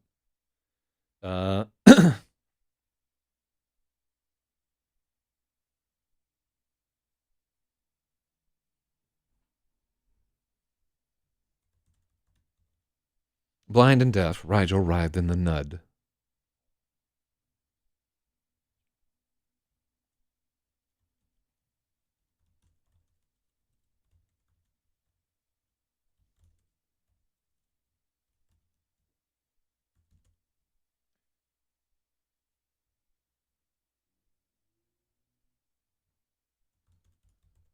That actually makes a little bit of sense there, Mantis. Yeah, rewrite that part so it's already good now. All right, there we go.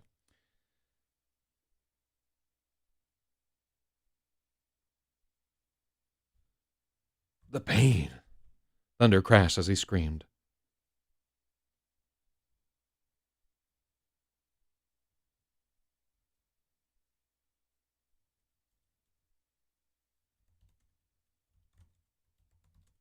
A knot of blind agony. Yeah, there we go.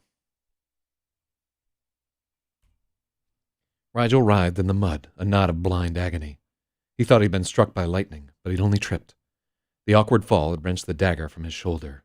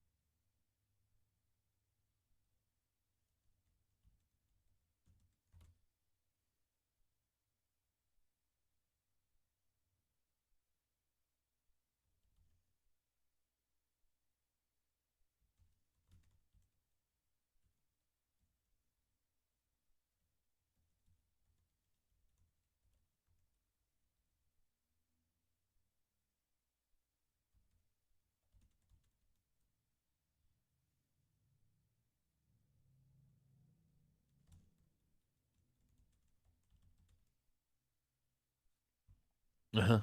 Yeah.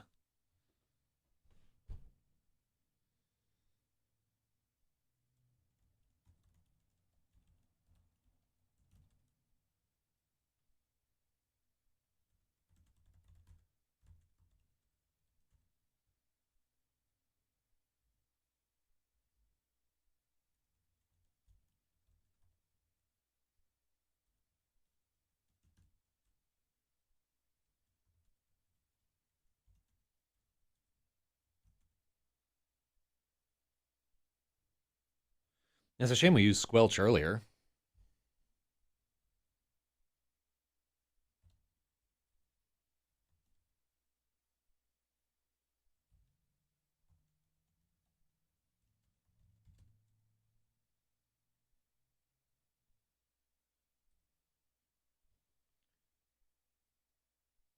Let's see.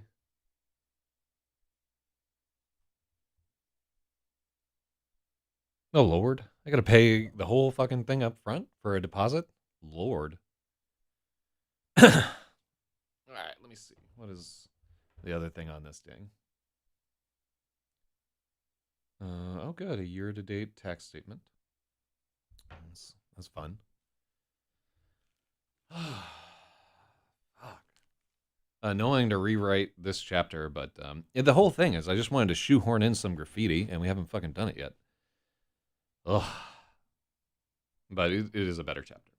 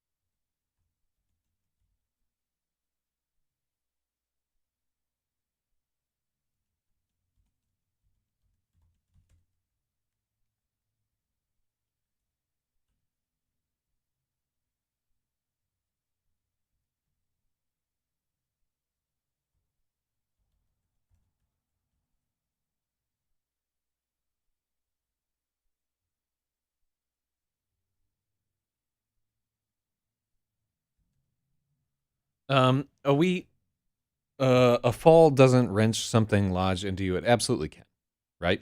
And as he's walking the whole time, so it's not like an arrow where there's something like holding it in place, right? As you're, so I will tell you what's falling as you are falling. Like all your muscles are like, oh shit, as that's going on. He's hitting the ground and so forth. Furthermore, this is like a dagger that's like maybe knocked into his shoulder, it could absolutely knock a dagger out of your shoulder. It's not an arrow, right? It's tapered. So it's wanting to fall out the whole time, and he's just not pulling it out of there, right? So it's absolutely could be knocked out depending on how he falls. There you go.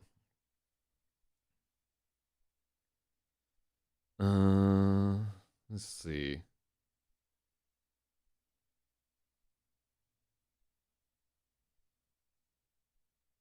Oh, we haven't mentioned the orb at all. You're saying wrench. Oh, if you have another orb that would work, I'd try it.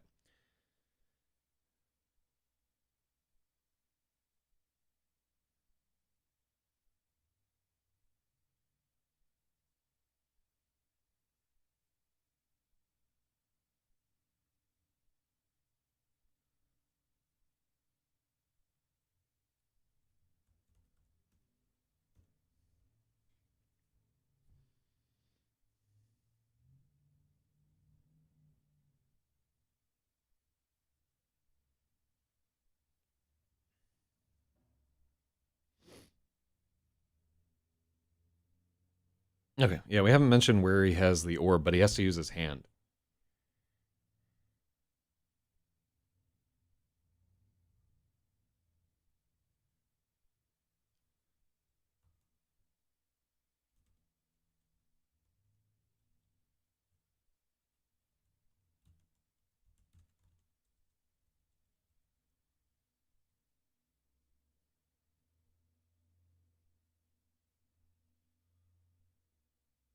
Oh, I think we talk about dead rats anyway.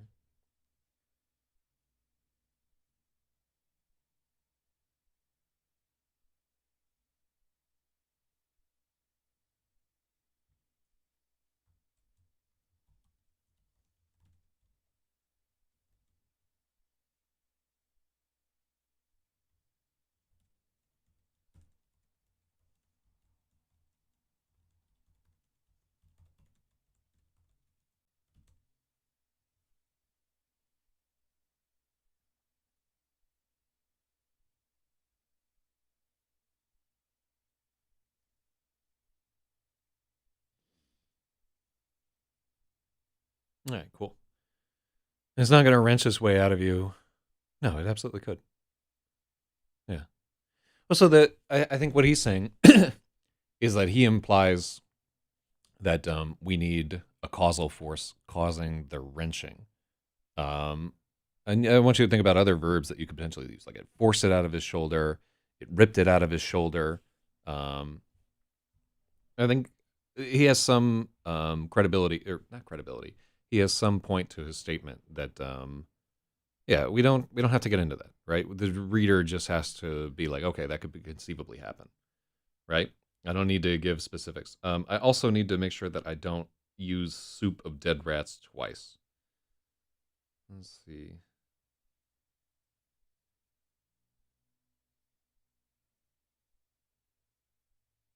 Oh, cool. There we go.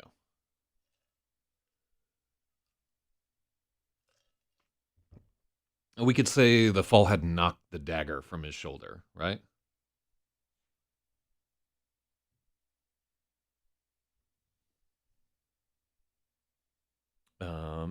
It seems like the wrong word. Oh, Brongulus just said knocked. All right, let's say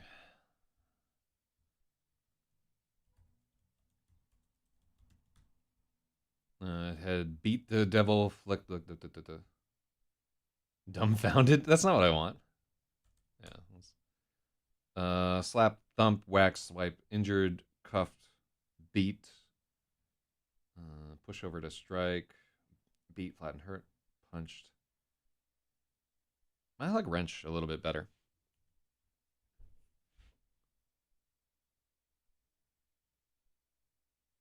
Had rent the awkward fall had wrenched the dagger from his shoulder. The awkward fall had knocked the dagger from his shoulder. Neither of those is quite right. Um, as he fell, his body moved, causing the dagger to twist. No,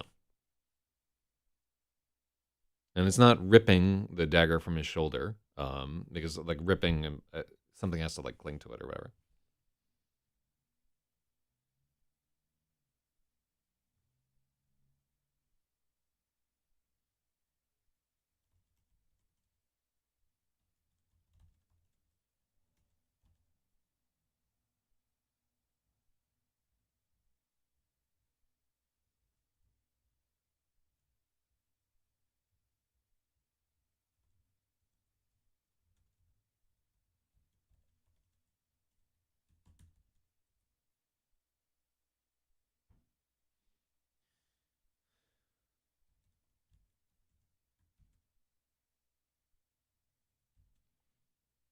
Thy shoulder. Yeah, wrench is obviously, honestly, I think it's the thy dagger thus discombobulated. Um, I wonder if there's like a word for like pulling something out of socket. Oh, it dislocated the dagger from his shoulder. No, it doesn't work. But dislocated is like close to what we would want there. Um,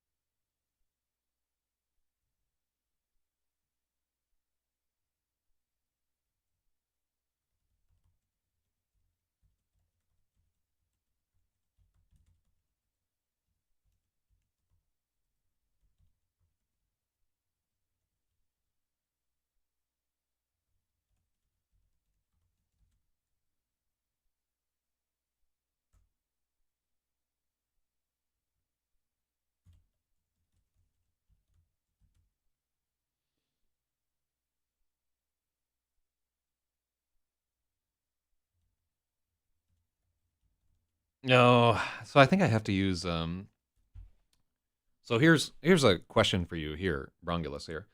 Rigel groped in the mud until his fingers found the dagger. He rose, covered in slime and shaking. So I want to use shaking. I want to use that he's covered in slime and shaking. But they're like I'm trying so hard to avoid these present participles. Or yeah, I do not know how to get away from shaking there.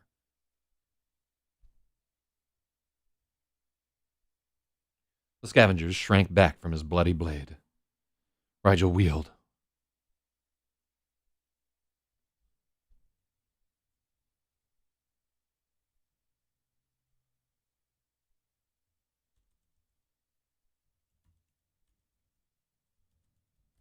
Rigel wheeled around, wary of being flanked. He saw what he'd tripped over. A body lay face down in the mud.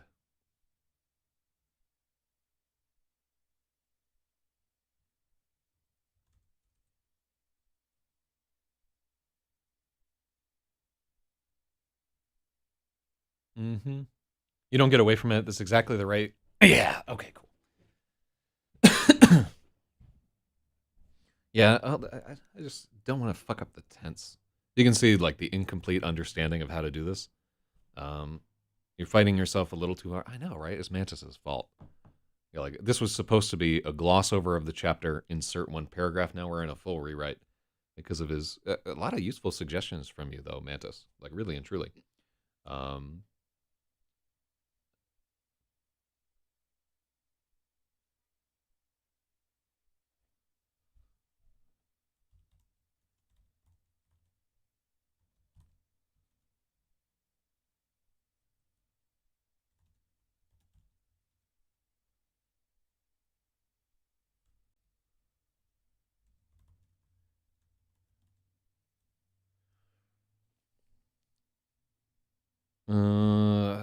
fucking.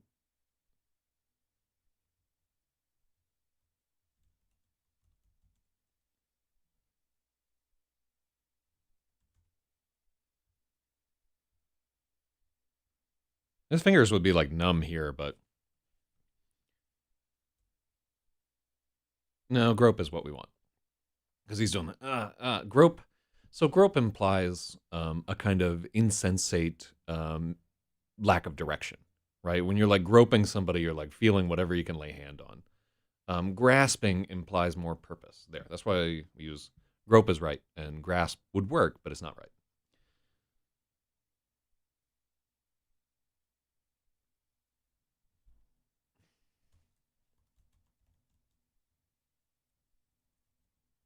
In fact,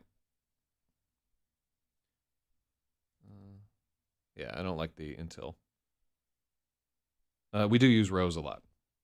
In fact, do we have another rise over here? Watchtower rose above the. We could put climb. Let's have a watchtower loomed above the black. Yeah, there we go. Cool. Yeah. Yeah, we do use roses like very overused throughout this book. But they're not. Rise really doesn't always have like a good corollary.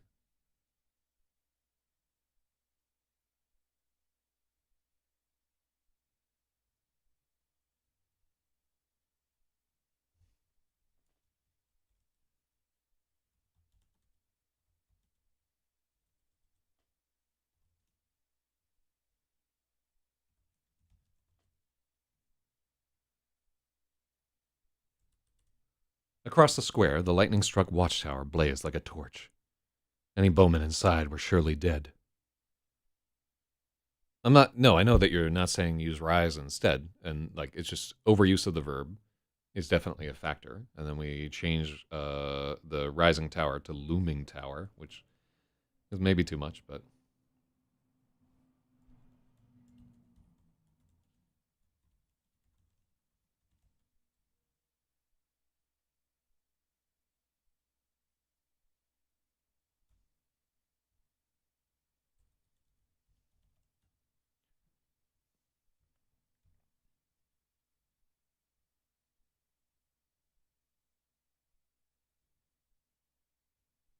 okay, cool. We do need that comma. Across the square, the lightning struck watchtower blazed like a torch. Any bowmen inside were surely dead. Any bowmen inside were dead.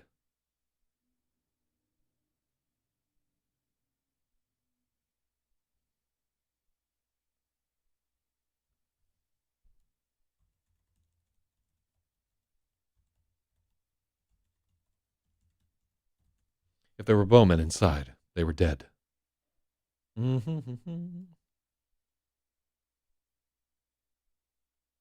Rigel lurched across the square. At the mouth of Tick Street, he looked back, but no shades followed. Ahead, ahead was a sagging porch.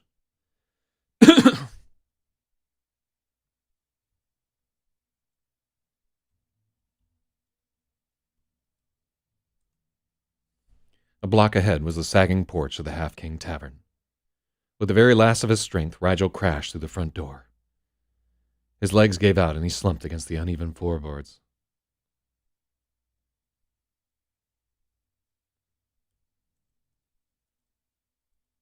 And he slumped against it.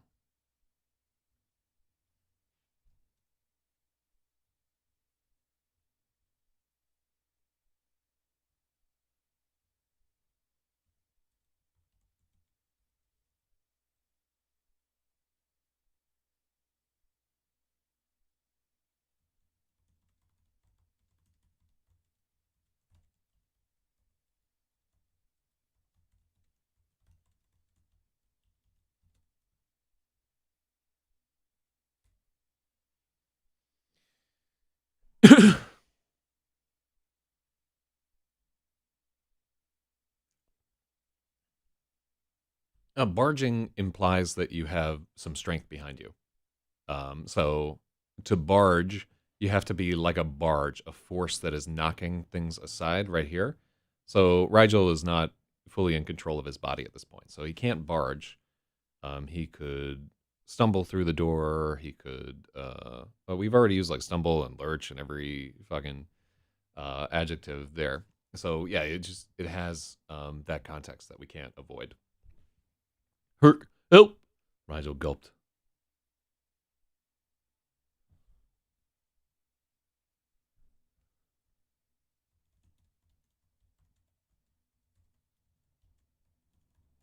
He tried to shout, but he had no breath. There were 5 men inside the tavern.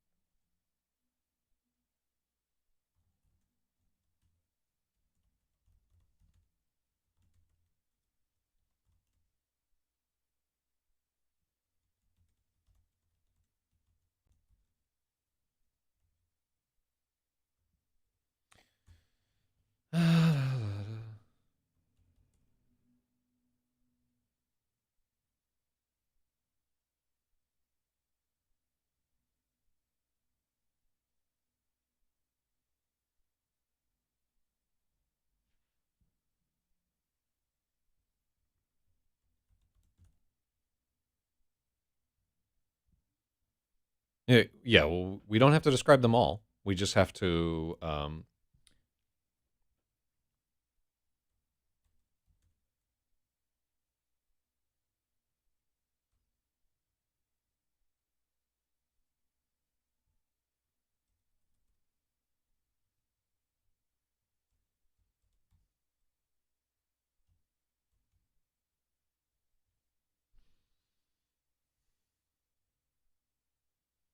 There were 5 men inside the tavern.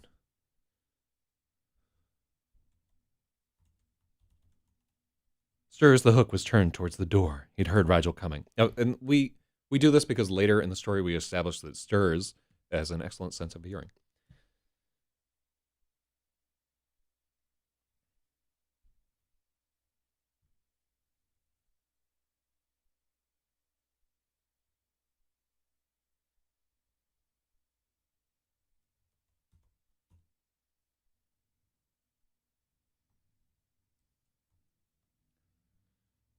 Stirs the hook watched from the door.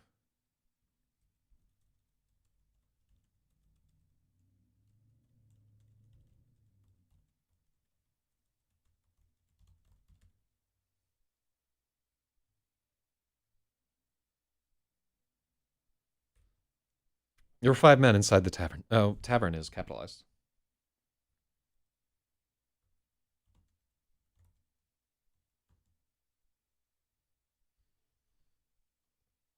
Yeah. There were 5 men inside the tavern. Stirs the hook watched Rigel fall. He'd heard him coming. The others turned from their drinks. The tavern was dim and dark.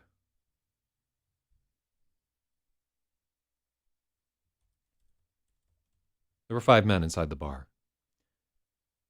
The tavern was dim and dark. Candles cost, and Herkimer Halfking was ferociously cheap. Who goes there? Herc called. Rigel could not answer.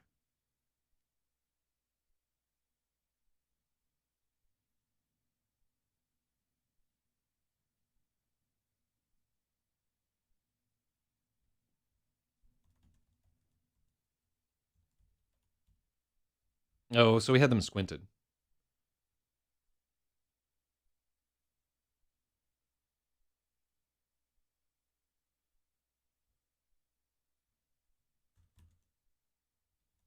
Yeah. There's no urgency. Well, it's urgent that they need to get weapons. Yeah. Uh, should be pop to the reader. I think that's a good point, actually.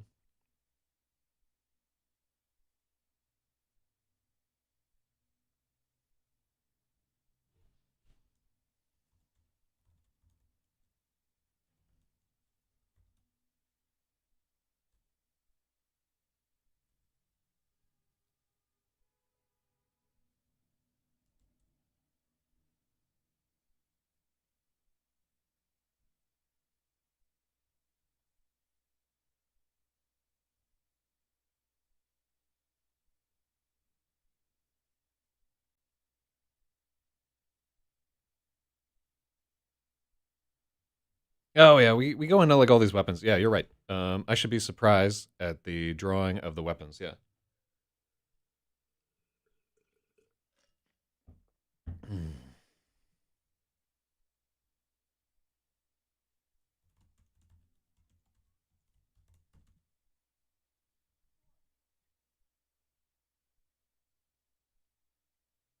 No, I think what's breaking up the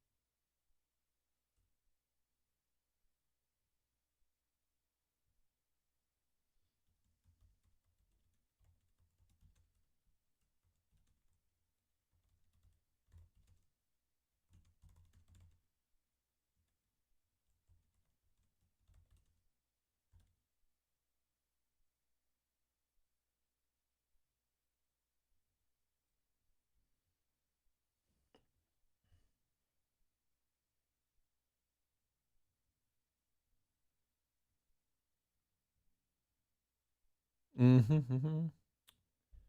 No, we wouldn't. We would never use one of them there.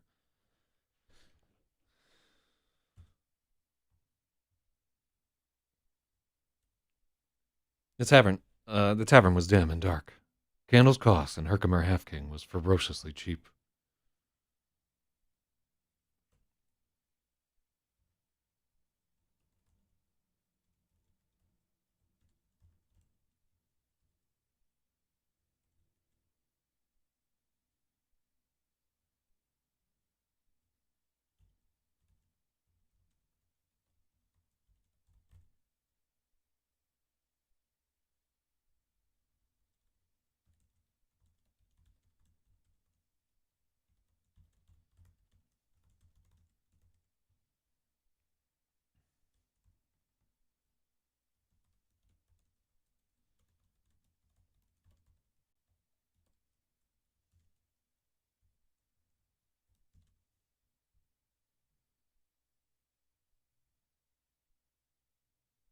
Okay.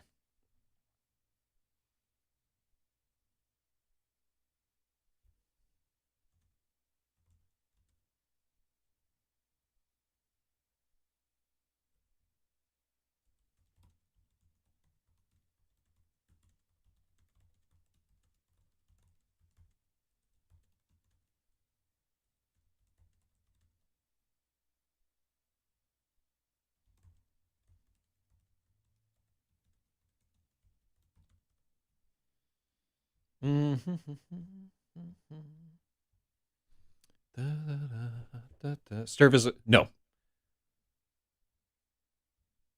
Uh, you are meeting all these characters for the first time except for Fish.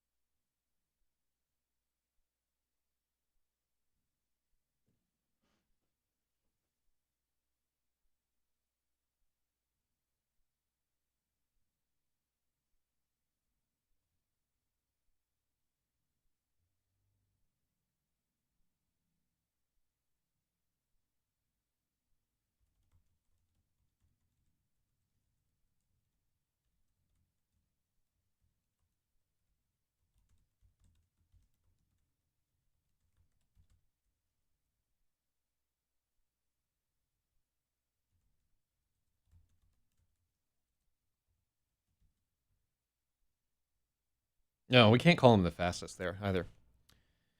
And the scene, yeah, the voice of the narrator described them as the scene goes on. So we.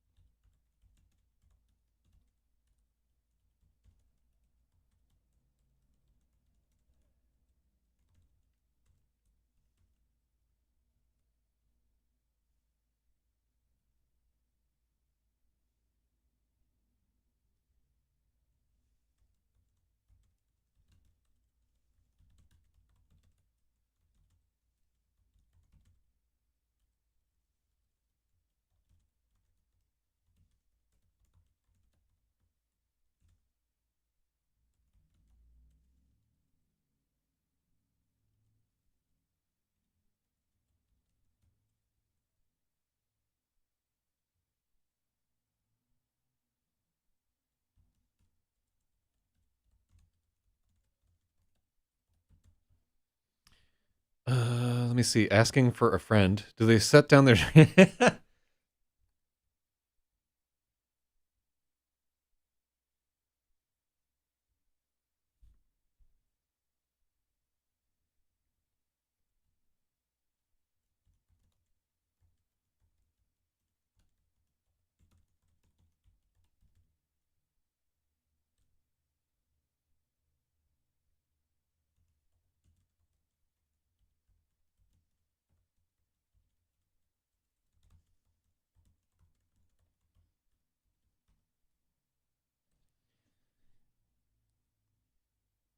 Okay, so this is your first time seeing. We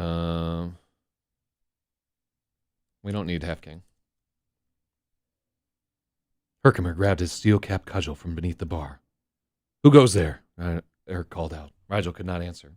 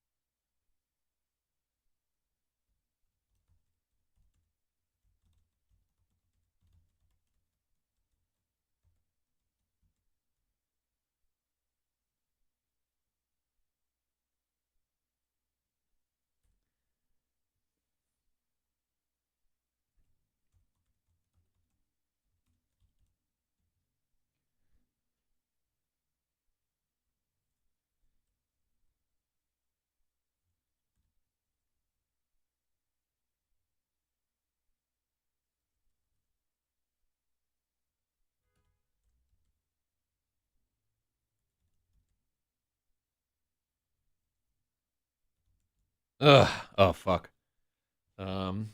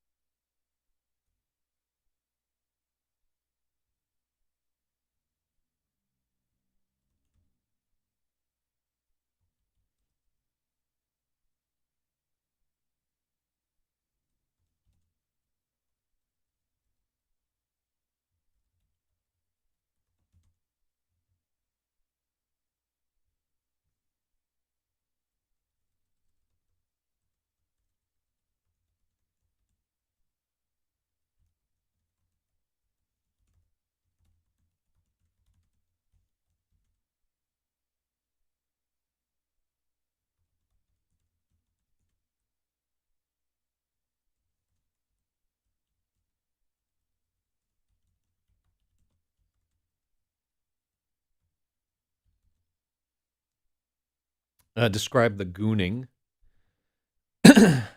uh. Maybe describe. I do like the gooning here. That's a good point that we need to goon this up.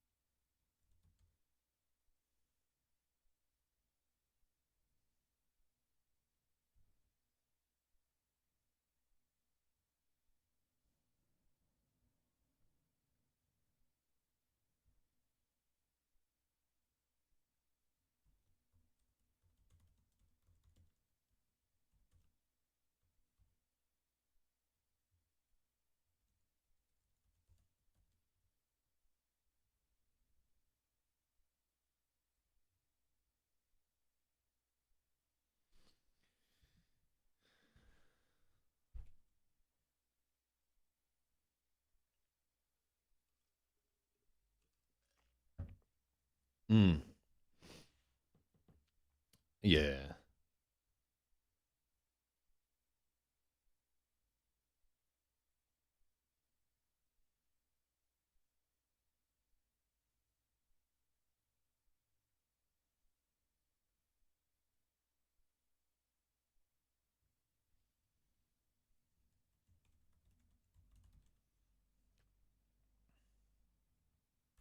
Okay.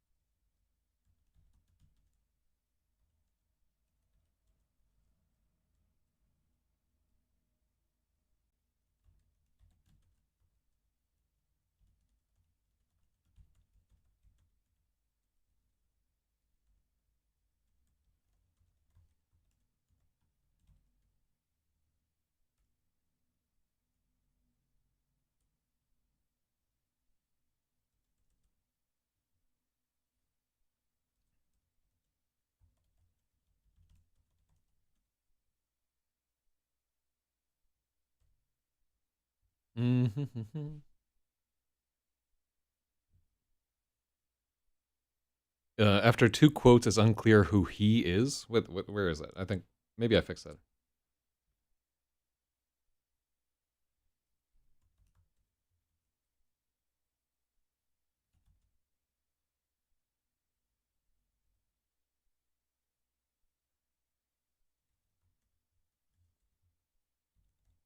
I don't think you should ever use the word exclaimed in a serious story.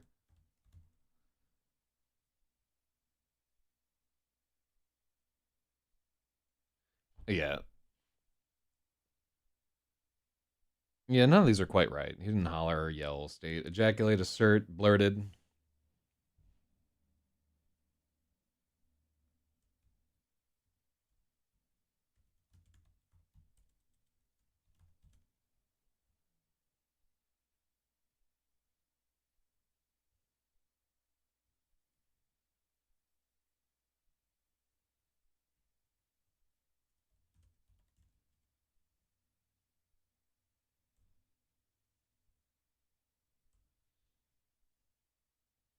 Da da da da da da da da. Not yet, said Fish. Boy, did anyone follow you? Half King scurried over. Bar the door.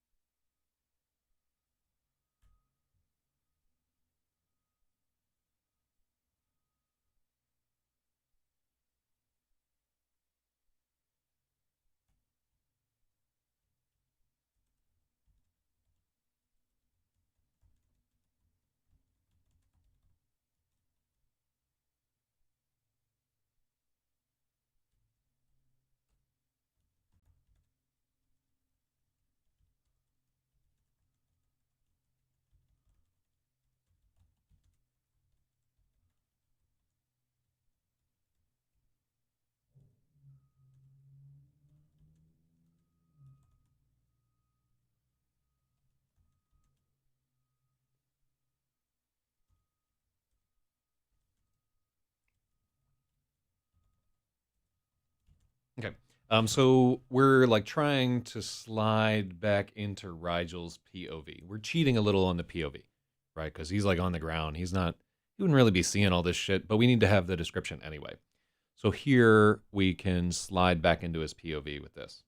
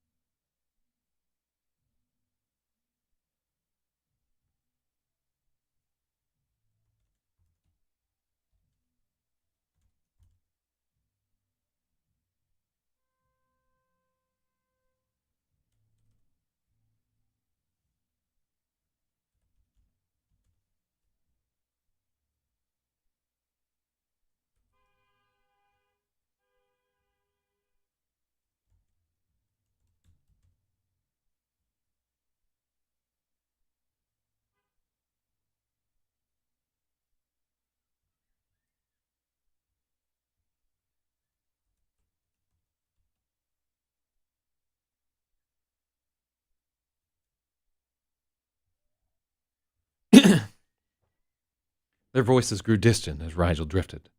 A jolt brought him back. Half-King slapped him. "Boy, wake up!" Rigel raised his hand in defense. The dwarf hissed and bounded backward.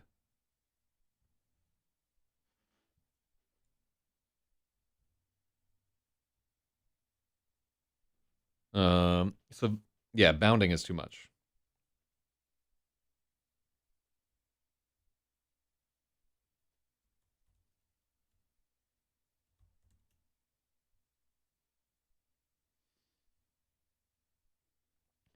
Their voices grew distant as Rigel drifted towards darkness. The jolt brought him back. Half-King slapped him. Half-King slapped him in the face. "Boy, wake up!"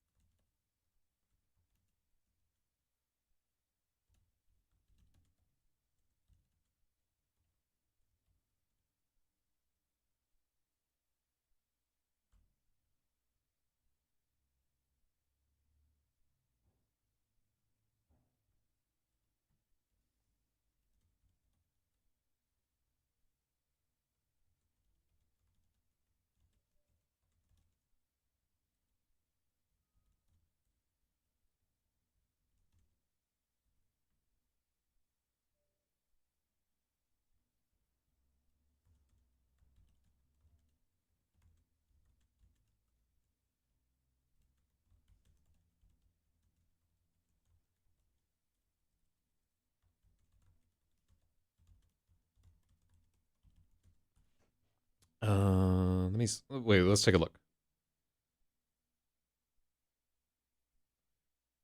All the men were talking at once. Their voices grew distant as Rigel drifted towards darkness. A jolt brought him back. Half-King slapped him in the face. "Boy, wake up!"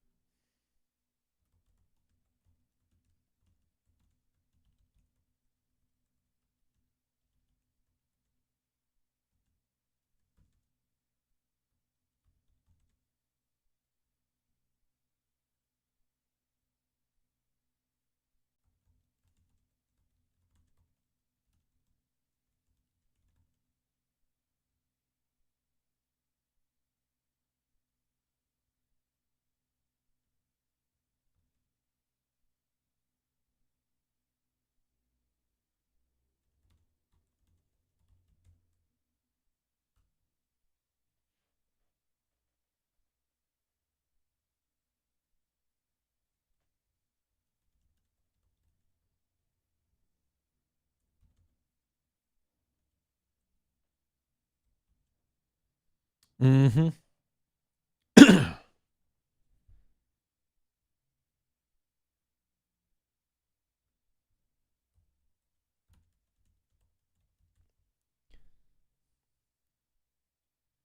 I'll get it, Yellowhat offered. Not you, Herkimer bellowed.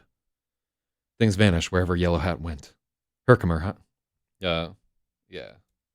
Herc hustled behind the bar and came back. So we're just like inserting all these little Herc is cheap. Herc is just slapping a child who's like bleeding out. Herc, because we're gonna murder Herkimer in a second. Like he's next chapter, he will be headless Herkimer. So we don't need to build any character for him. He just needs to be a piece of shit. Because like Fish just fucking cuts him apart. So we don't want the reader to identify with him at all. That's the cleanest I've got, Herc shrugged. It was probably true.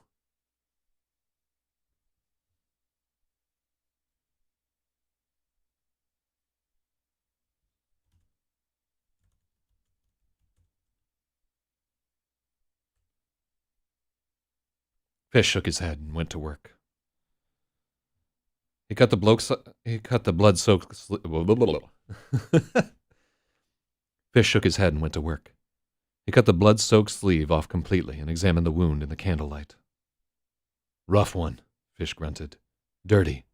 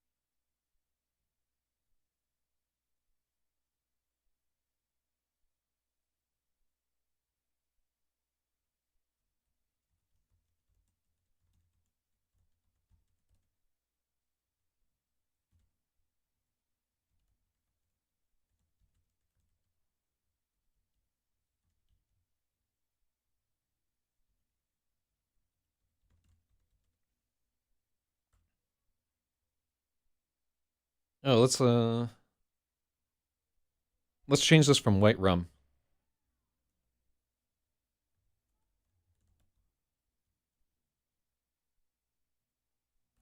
Yeah. Yeah, both ways work. Let's take a look.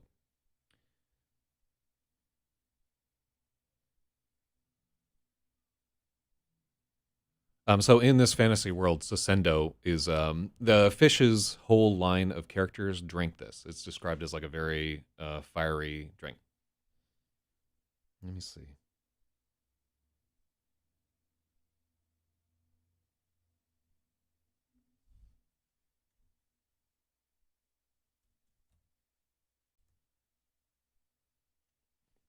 Rough one, Fish grunted.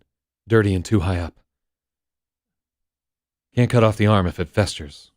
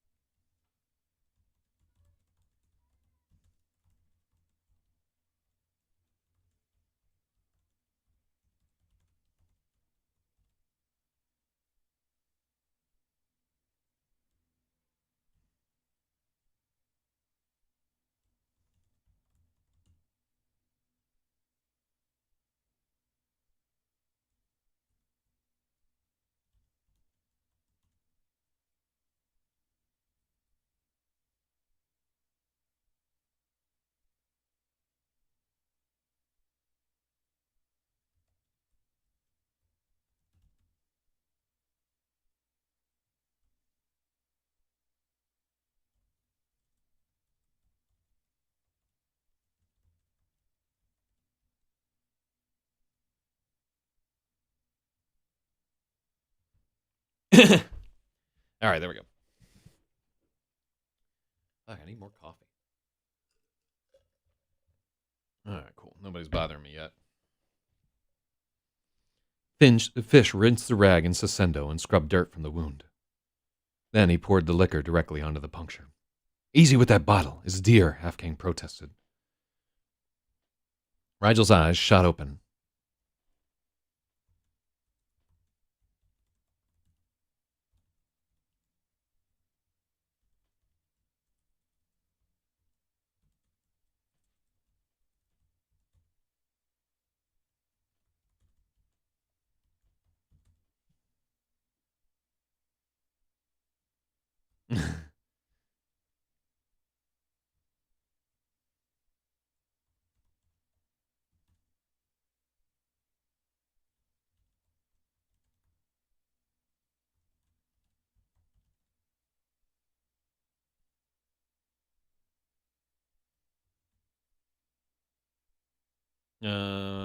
Rigel jolted. Yeah.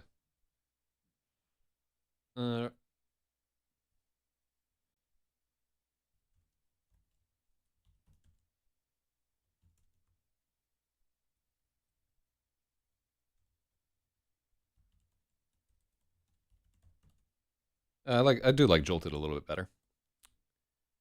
Let me see. The spirit burned. Rigel's eyes jolted open.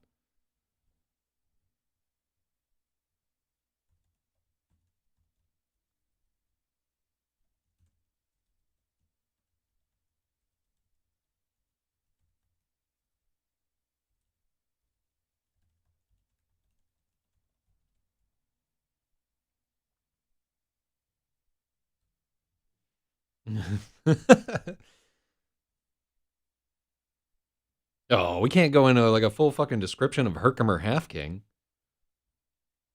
Hold on, let me take a piss. I'll be right back. Good God.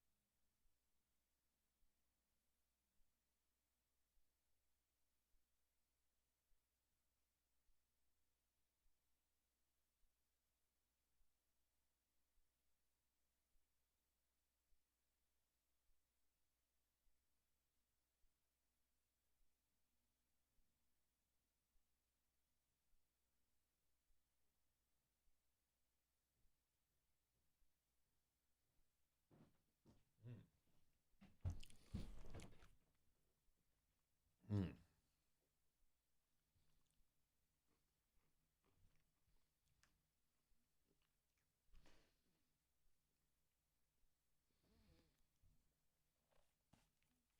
Holy shit! Why didn't anybody think of this before? Salt and vinegar. Salt and vinegar. Salt and vinegar peanuts are amazing. Mm.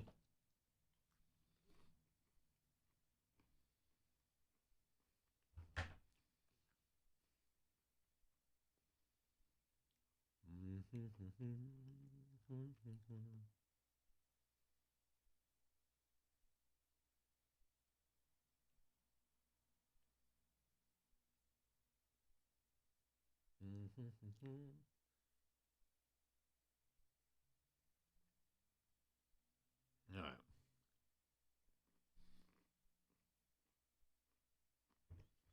Mm.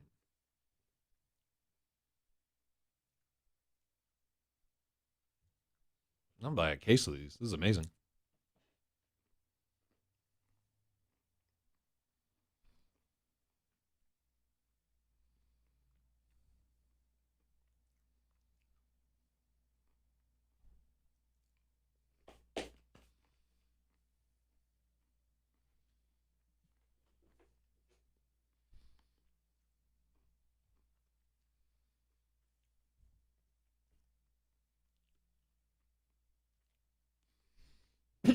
All right, cool. Now I have 170 calories of legumes to fuel us through the end of this thing. I can't believe I have to write all that down. It's not fun being fat.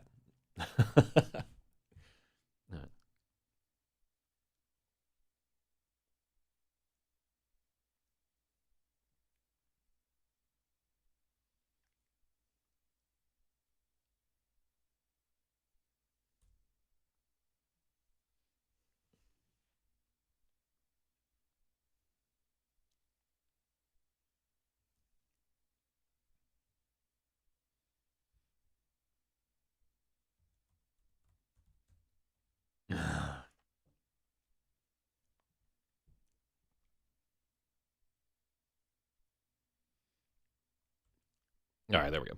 I think that's a little better. We can have like a little description. We just can't have all the description in the world there. How about them nuts, though?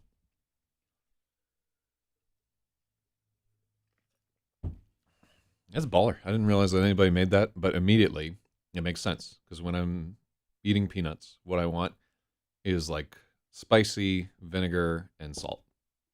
So, yeah, if I just dusted those with some kind of like chili powder or something like that, that would be the perfect nut. That's the perfect nut. I wonder how they get. Wait, hold on, because they're not soaked in vinegar.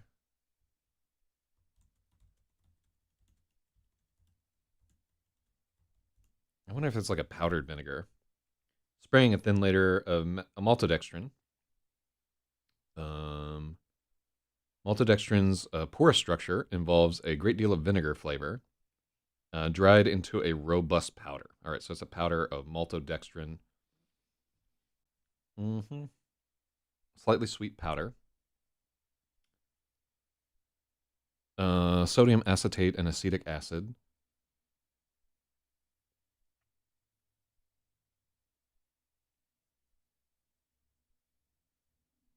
Oh, okay, so cornstarch and vinegar for like the longest time.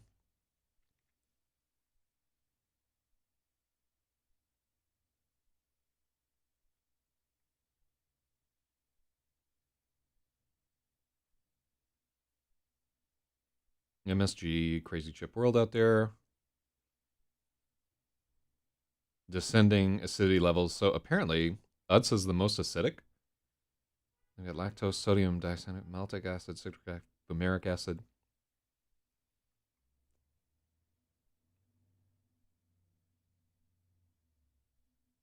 Strongest food acids in terms of. I have not ever thought that Utz had like the sourest fucking chips. Humpty Dumpty chips, Kettle. Those are pretty vinegary. Cape Cod. I would also say they're like an 8.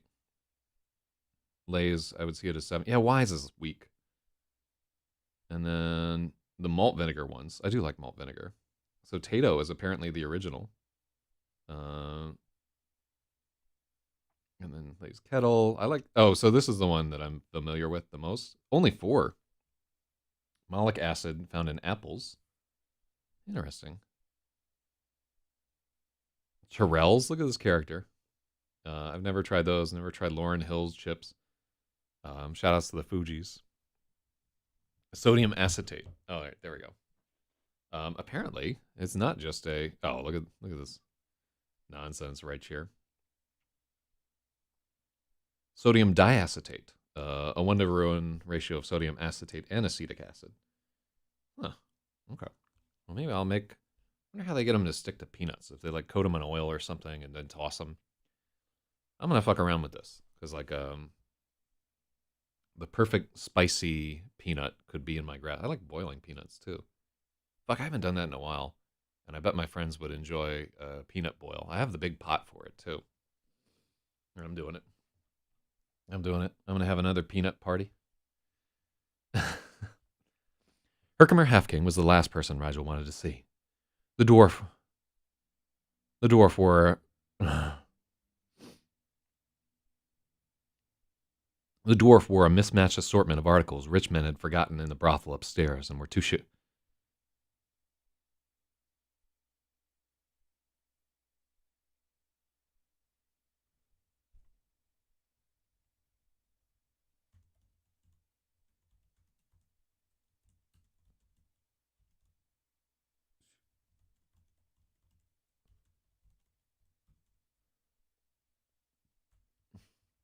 The dwarf wore a mismatched assortment of articles rich men had forgotten and were too ashamed to reclaim.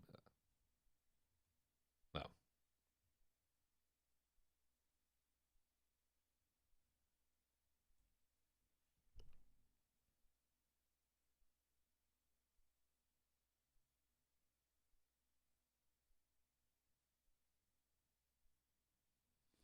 It seems a little bit, but no.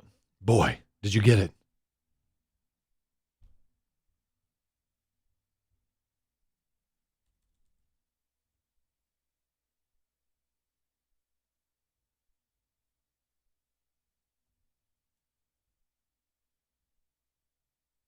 It hurts, Rigel bleated.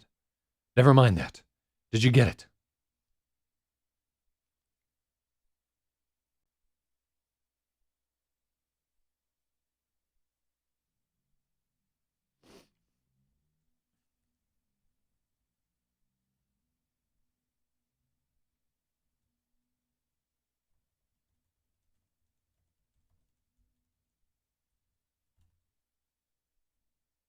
Mm-hmm. How did the dwarfs get it's still half king, right? So we don't re-say half king here, because like we haven't changed the speaker. If you have two people in dialogue and you don't change the speaker, you don't need to re-identify because it's understood it's going to be A B A B.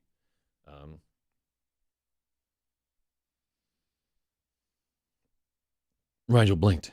He'd nearly forgotten what this was all about. He thrust his hand into his pocket and held up the stolen orb.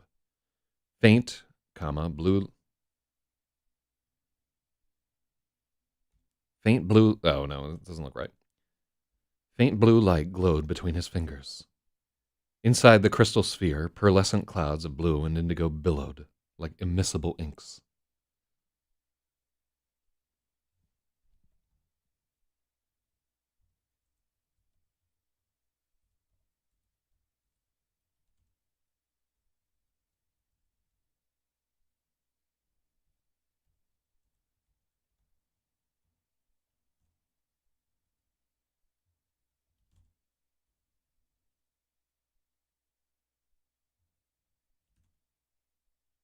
Oh, it's two M's.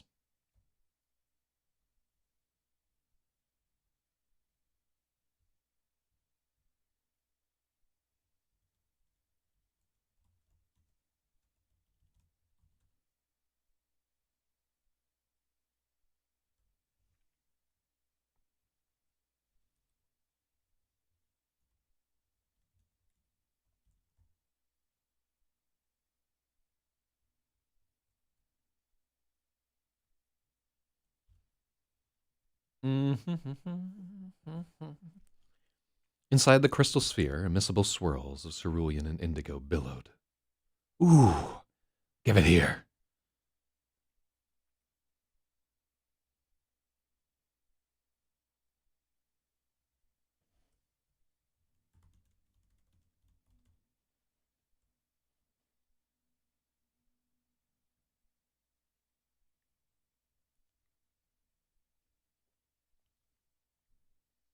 Rigel yanked his hand away and clutched the orb tight against his chest. My mother and sister.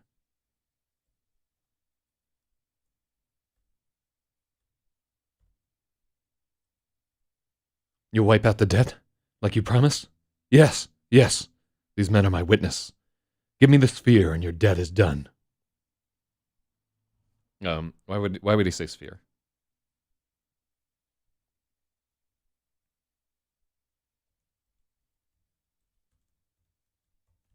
Give me the magic ball, and your debt is done.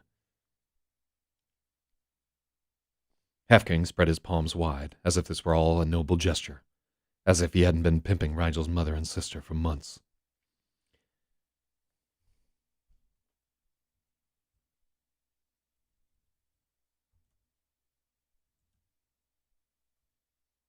Mm-hmm.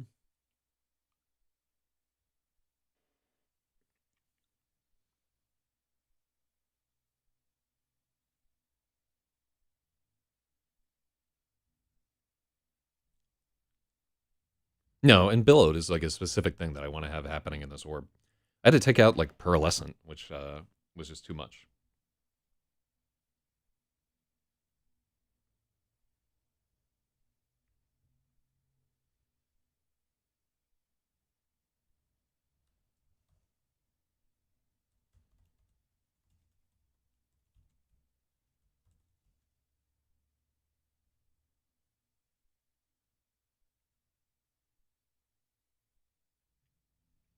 Mm-hmm. It's fancy.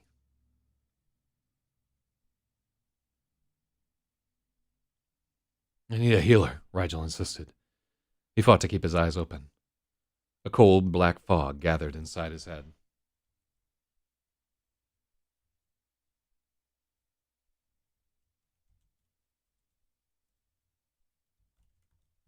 A cold, black fog wrapped around him. That wasn't part of the deal. Indigo swirlies? Yeah. Mm-hmm.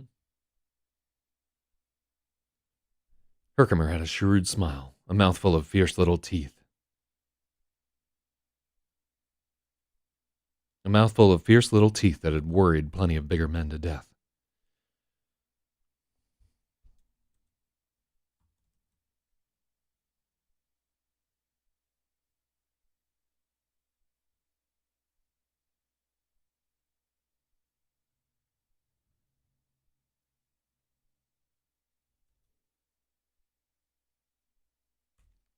I'll smash it, Rigel cried.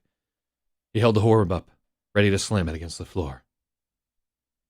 Balls, Jip. Balls hurt. I like that I have don't jip him.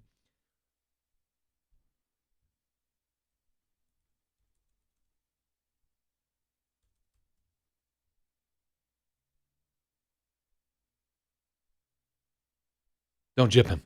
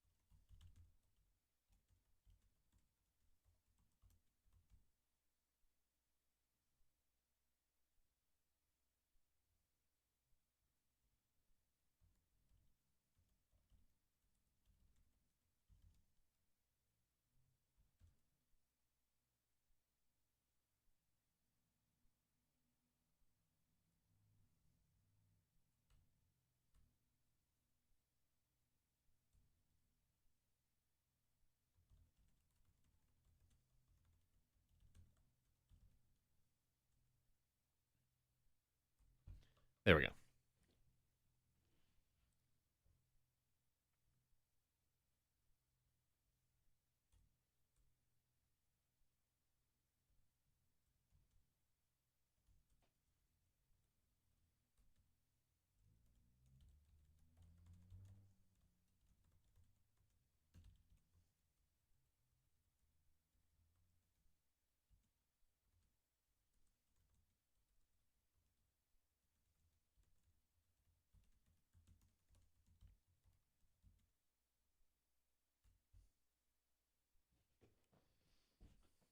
All right. But no healer. Too many questions.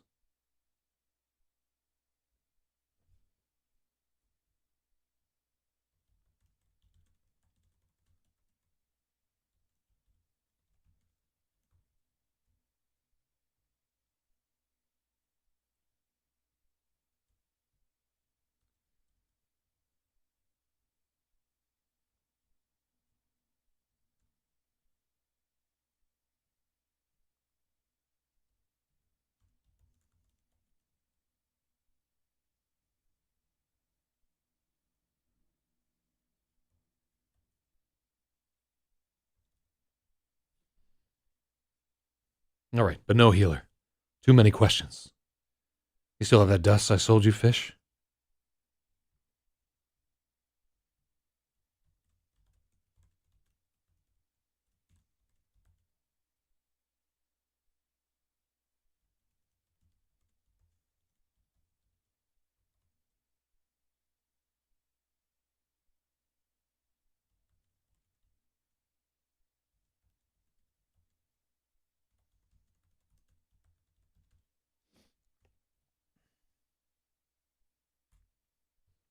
Let me see.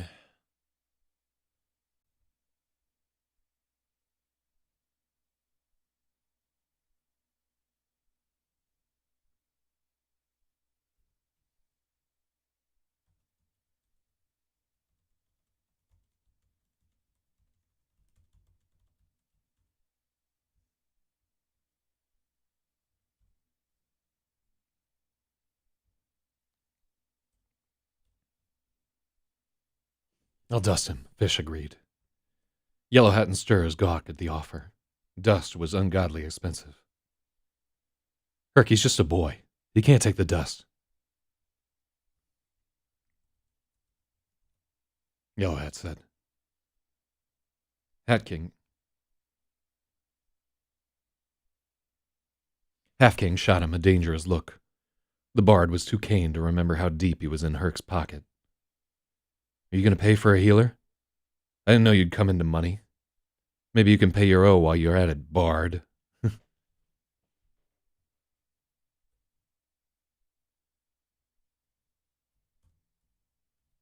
Yeah, it's too much. Are you going to pay for a healer? I didn't know you'd come into money. Yellow Hat shut his mouth. Okay, that's all we need. We didn't.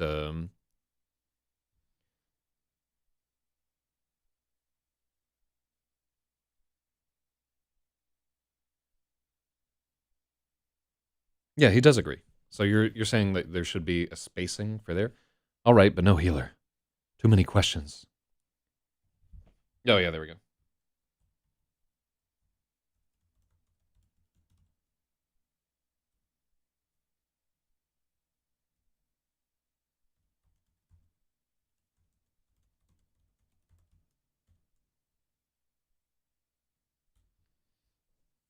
You can waste it if you want. Oh, I like that better. That's a really good suggestion, Manus. Holy shit. Yeah, just that like tempo beat makes it much better. Damn, son. You can waste it if you want. I'll dust him, Fish agreed. Yellow Hat and Stirs gawked at the offer. Dust was ungodly expensive. So we have Fat Tolls in here. He's not doing any work. I'm going to remove Fat Tolls from this chapter unless he does fucking something. Yeah. He's not said anything. He's not done anything. Yeah, he's just there to be there. We can pull this out.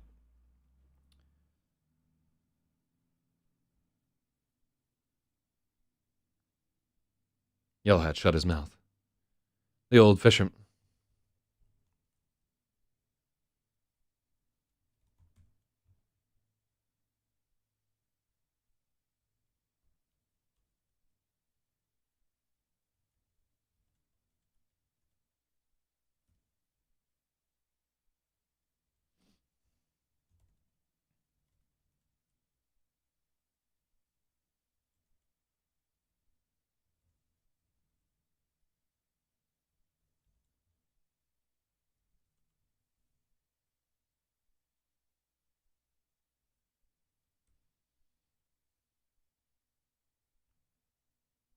Fish took a knee next to the boy.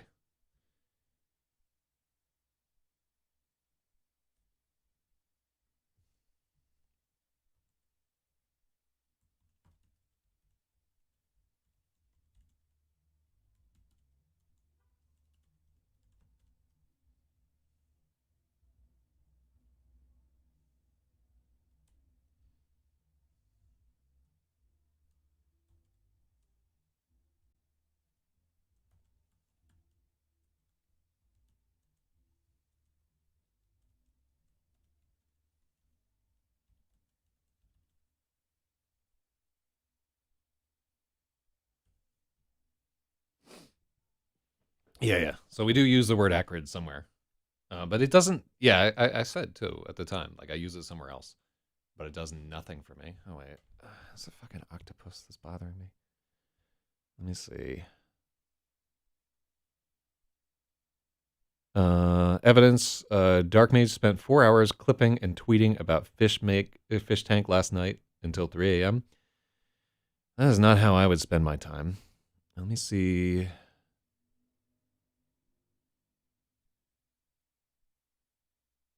Let me get rid of ban. Okay. I'll get rid of. It's either squirts or wave in the chat right there. Let me see.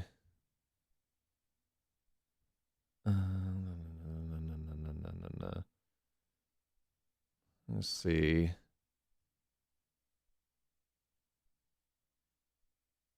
He didn't even put the effort into, like, his hat says pedo, but it doesn't, like, he didn't even fucking center it, and it's just a terrible Photoshop job.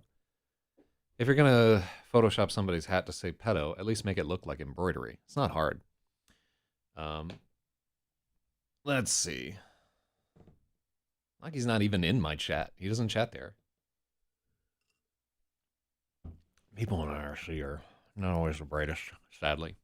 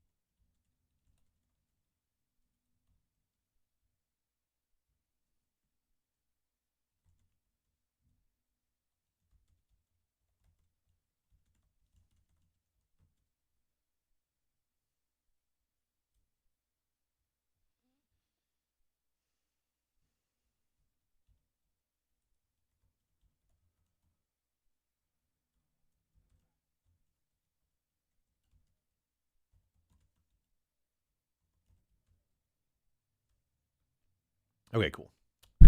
Ba ba ba ba. Da, da, da, da. Oh, see, we removed acrid. The reek of burnt metal filled the air.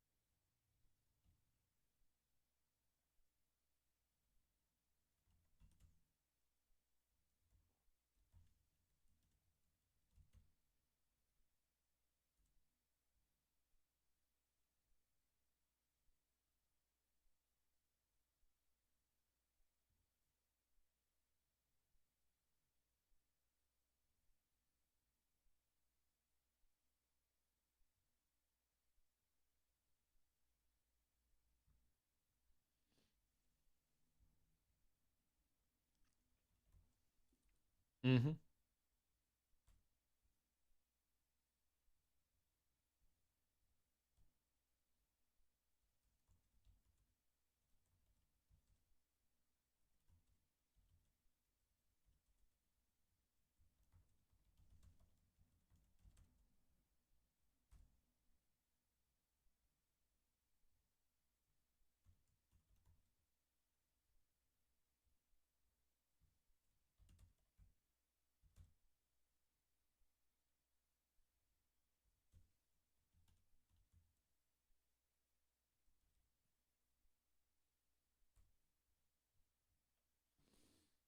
Yeah, let's just remove it.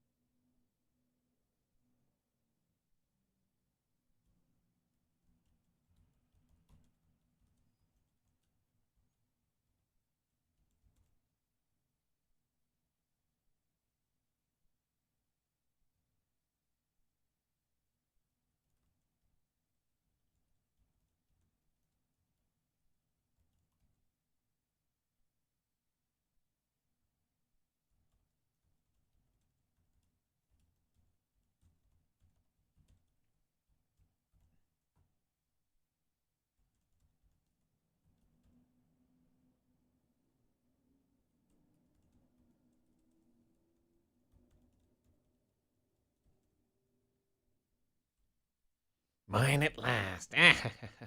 Any more is one word there.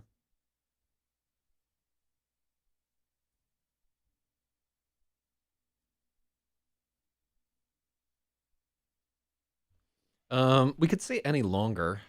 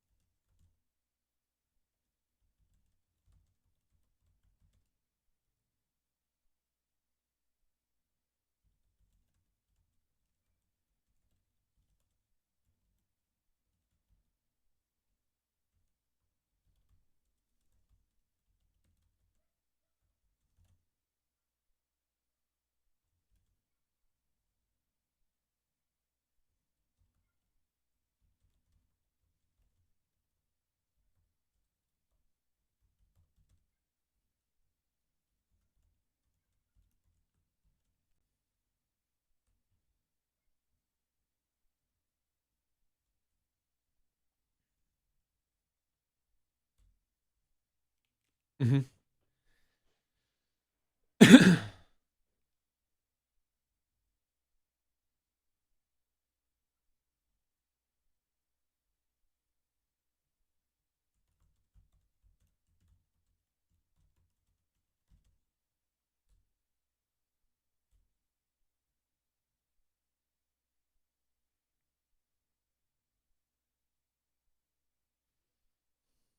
Mm-hmm.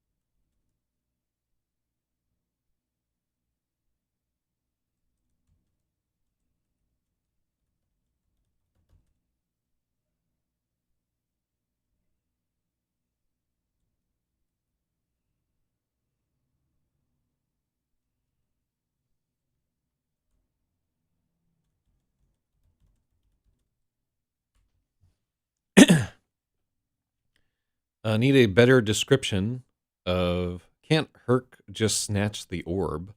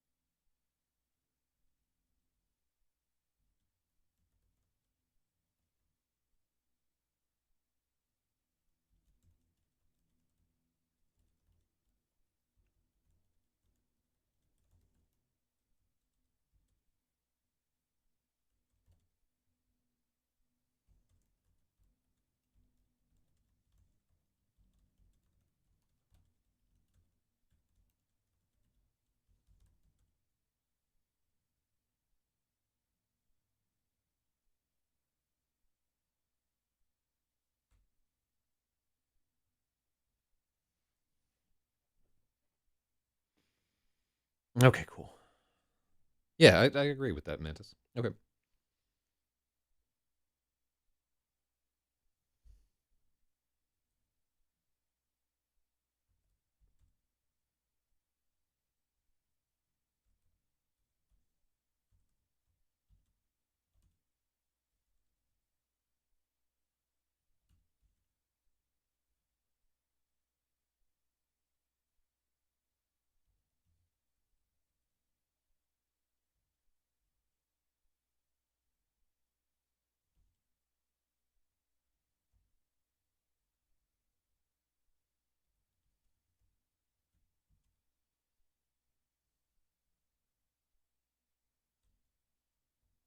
You know what this is, boy? Rigel.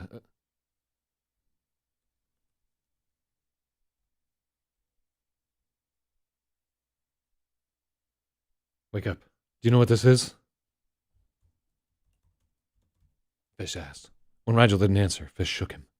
Wake up. Do you know what this is? Yes, Rigel managed. When the pain comes, you have to take all of it. If you black out, you will never wake up.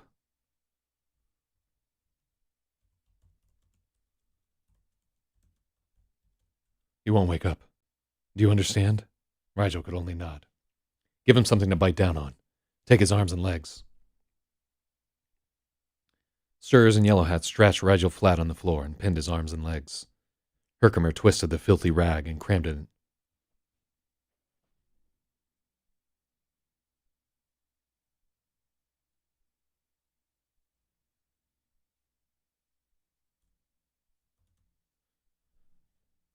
Herkimer twisted the rag and crammed it in Rigel's mouth.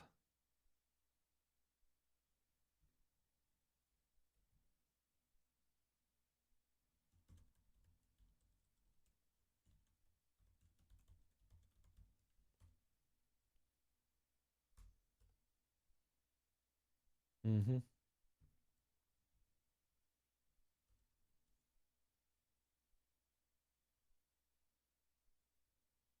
Pray for strength, boy. Pray the High Ones aren't hungry.